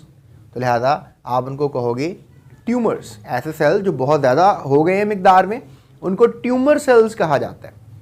तो प्यारे बच्चों ट्यूमर जो है ये दो किस्म का होता है, बिनाइन एंड मैलिग्नेंट। तो बिनाइन और मैलिग्नेंट ट्यूमर्स होते हैं। सो लेट्स टॉक अबाउट कि बिनाइन और मैलिग्नेंट ट्यूमर्स क्या होते हैं। मतलब ऐसे सेल्स जो कि बहुत ज़्यादा अपनी मर्जी से ग्रो कर रही हैं, तो उनमें भी कुछ क्लासिफिकेशन है, उनकी भी कुछ कैटेगरी है, तो उनकी बात कर लेते हैं। Benign tumours and malignant tumours, जिनको कैंसरस ट्यूमर्स भी कहते हैं। बिनाइन ट्यूमर्स क्या होते हैं? ये बेसिकली कह लें कि जो ट्यूमर्स बने हैं, मतलब लेट्स से दैट में से स्किन की बात की थी, यहाँ ट्यूमर बन गया, तो ये अपनी जगह पे रहे, यहीं पे रहे, मेरे जिस्म के और हिस्से पे कहीं पे भी कैंसर ना हो, खुदा ना खास्ता, यहीं पर रहे ये जो ट्यूमर है। That makes an idea of benign tumour. ठीक है, मैं आपको बताता हूँ बात। ये जो काले काले से दाग हैं, इन्हें हम मूल्स कहते हैं। आई होप आपको नज़र आ रहा है, इधर देखिएगा, ये दिस कॉल्ड मूल्स। ये भी कैंसर होता है। ये सेल्स आपको पता है मूल्स फैल जाते हैं, काले कलर के बड़े बड़े धब्बे फैल जाते हैं ये। तो दी सेल्स आर बेसिकली पहले अनकंट्रोल्ड हुए थे, लेकिन अब कंट्रोल्ड हैं। मतलब थोड़ी देर के लिए अनकंट्रोल्ड हुए थे, लेकिन अब क्या है, कंट्रोल्ड हैं, तो फैल नहीं रहे हैं ये। अगर आप इनकी कोई ग़िज़ा दें इनको, या कोई ऐसा सीन ऑन हो जाए, तो ये फैलना शुरू हो जाएंगे। इवन ये पूरा मुंह भी क्या कर सकते हैं, ब्लैक कर सकते हैं। So that makes a bad idea. So benign tumours क्या हैं कि जो अपनी लोकेशन पे रहें, जो यहाँ से कहीं और, जो जिस्म के किसी भी हिस्से में है, वहाँ से कहीं और ना जाएं, दे आर बिनाइन ट्यूमर्स। लेकिन if they invade other tissues, let's say that के एक हमारे पास खुदा ना खास्ता फेफड़ों के कैंसर था, अब उसने क्या किया हुआ है कि उसने ब्लडर का कैंसर शुरू कर दिया, उसने लेट्स से दैट जिगर का कैंसर यानी लिवर का कर दिया, पेट का कैंसर शुरू कर दिया। That is very bad thing. They are malignant, they are changing their place. So malignant खून के थ्रू भी जा सकते हैं सेल्स, आपको पता खून के थ्रू भी मूव कर लेते हैं समटाइम, या किसी तरीके से खून के अंदर कोई एजेंट्स भेज दें और वो सेल्स अपने सिग्नल्स भेज रहे हैं दूसरे सेल्स को कि भाई तुम भी बन जाओ कैंसर सेल्स, हो जाओ बॉडी से आज़ाद, करो अपनी मनमानियाँ, करो मर्जी, तबाह कर दो इस बॉडी को। सफाई निस्फ़ ईमान है। अपनी आप सफाई का अगर ख्याल रखेंगे तो शायद आप बहुत सी बीमारियों से बचते रहेंगे। मेरे बच्चों मेटास्टेसिस क्या है फिर? These tumors can send cancer cells to the other parts in the body। तो ये ट्यूमर जो है कैंसर सेल्स को अब क्या कर रहे हैं, दूसरे बॉडी पार्ट्स में भेज रहे हैं। तो that is also called metastasis. यानी कि मैलिग्नेंट ट्यूमर तो दूसरे टिश्यूज़ को इन्वेड कर सकते हैं, कि साथ वाले टिश्यूज़ को इन्वेड कर लिया, ट्यूमर्स अपनी ही जगह पर रहें, बिनाइन है। लेकिन कुछ सेल्स ऐसे होते हैं कि जो दूसरे सेल्स को भी इन्फॉर्मेशन भेज रहे हैं कि तुम भी कैंसरस बन जाओ, एंड ऐसे जीन्स में म्यूटेशंस हो रही हैं। नो, जीन्स की बात की थी मैंने। तो जीन्स क्या होते हैं, जो क्रोमोसोम है उसके हिस्से को जीन कहते हैं, जो सेल के अंदर क्रोमोसोम्स होते हैं उसके हिस्से को जीन कहते हैं। तो जीन सारी कंट्रोल में होती हैं, जितनी भी क्रोमोसोम्स में जीन्स होती हैं सारी सही लेवल पे काम कर। लेकिन अगर कोई जीन सही लेवल पे काम ना कर रही हो, that is a problematic gene, और उस जीन की वजह से क्या होने वाला है, कैंसर। राइट, कैंसर ये नहीं होता ब्लड कैंसर, बड़ी किस्में हैं कैंसर की टाइप। कैंसर तो एक बहुत बड़ा लफ्ज़ है, कैंसर के अंदर बहुत सी डिफरेंट डेफिनेशंस आ जाती हैं। तो जो मैं आज आपको समझा रहा हूँ, that is benign tumours, malignant tumours, metastasis जिसकी बात हो रही है। तो ये दूसरी पार्ट ऑफ द बॉडी को भी इन्वेड करके वहाँ पे भी ट्यूमर्स करना शुरू कर देते हैं, कैंसर करना शुरू कर देते हैं। आई होप स्टूडेंट्स आपको समझ में आ गया होगा आखिर क्या है माइटोसिस, क्या है इसकी इंपॉर्टेंस, सिग्निफिकेंस, और आखिर माइटोसिस के एरर्स आपको क्या है। ये बोर्ड के बड़े इंपॉर्टेंट क्वेश्चंस हैं। Difference between benign and malignant tumours, done question है, मेरी तरफ से गिफ्ट है आप लोगों के लिए, तैयार कीजिएगा। व्हाट इज मेटास्टेसिस, ये भी आपको बोर्ड में शॉर्ट क्वेश्चन आ सकता है। इसके अलावा मैंने आपको सिग्निफिकेंस ऑफ माइटोसिस के बारे में बहुत इन्फॉर्मेशन दी मेरे प्रीवियस क्लिप्स के अंदर। तो लिहाजा सब क्लिप्स को और सब वीडियो को प्रॉपरली जो है आप देखिएगा एक मरतबा, और जब भी आपको टाइम मिले, और अपने दोस्तों के साथ इस वीडियो को लाजमी शेयर कीजिएगा अगर आप चाहते हैं उनको भी माइटोसिस आ जाए। और इसके अलावा आप जो है हमारे इस चैनल को प्रमोट कर सकते हैं, दूसरे लोगों को बता सकते हैं, इस वीडियो को शेयर कर सकते हैं, व्हाट्सएप पे स्टेटस लगा सकते हैं, ग्रुप्स में शेयर कर सकते हैं। इसके अलावा आप अपना ख्याल रख सकते हैं, सबसे ज़रूरी चीज़, और हमारा भी ख्याल रख सकते हैं। और हमारा एक तरीका और ख्याल रखने का, इस चैनल को भी सब्सक्राइब करेंगे आप। Right, so that's it, thank you so much, अपना ख्याल रखिएगा, अल्लाह हाफ़िज़।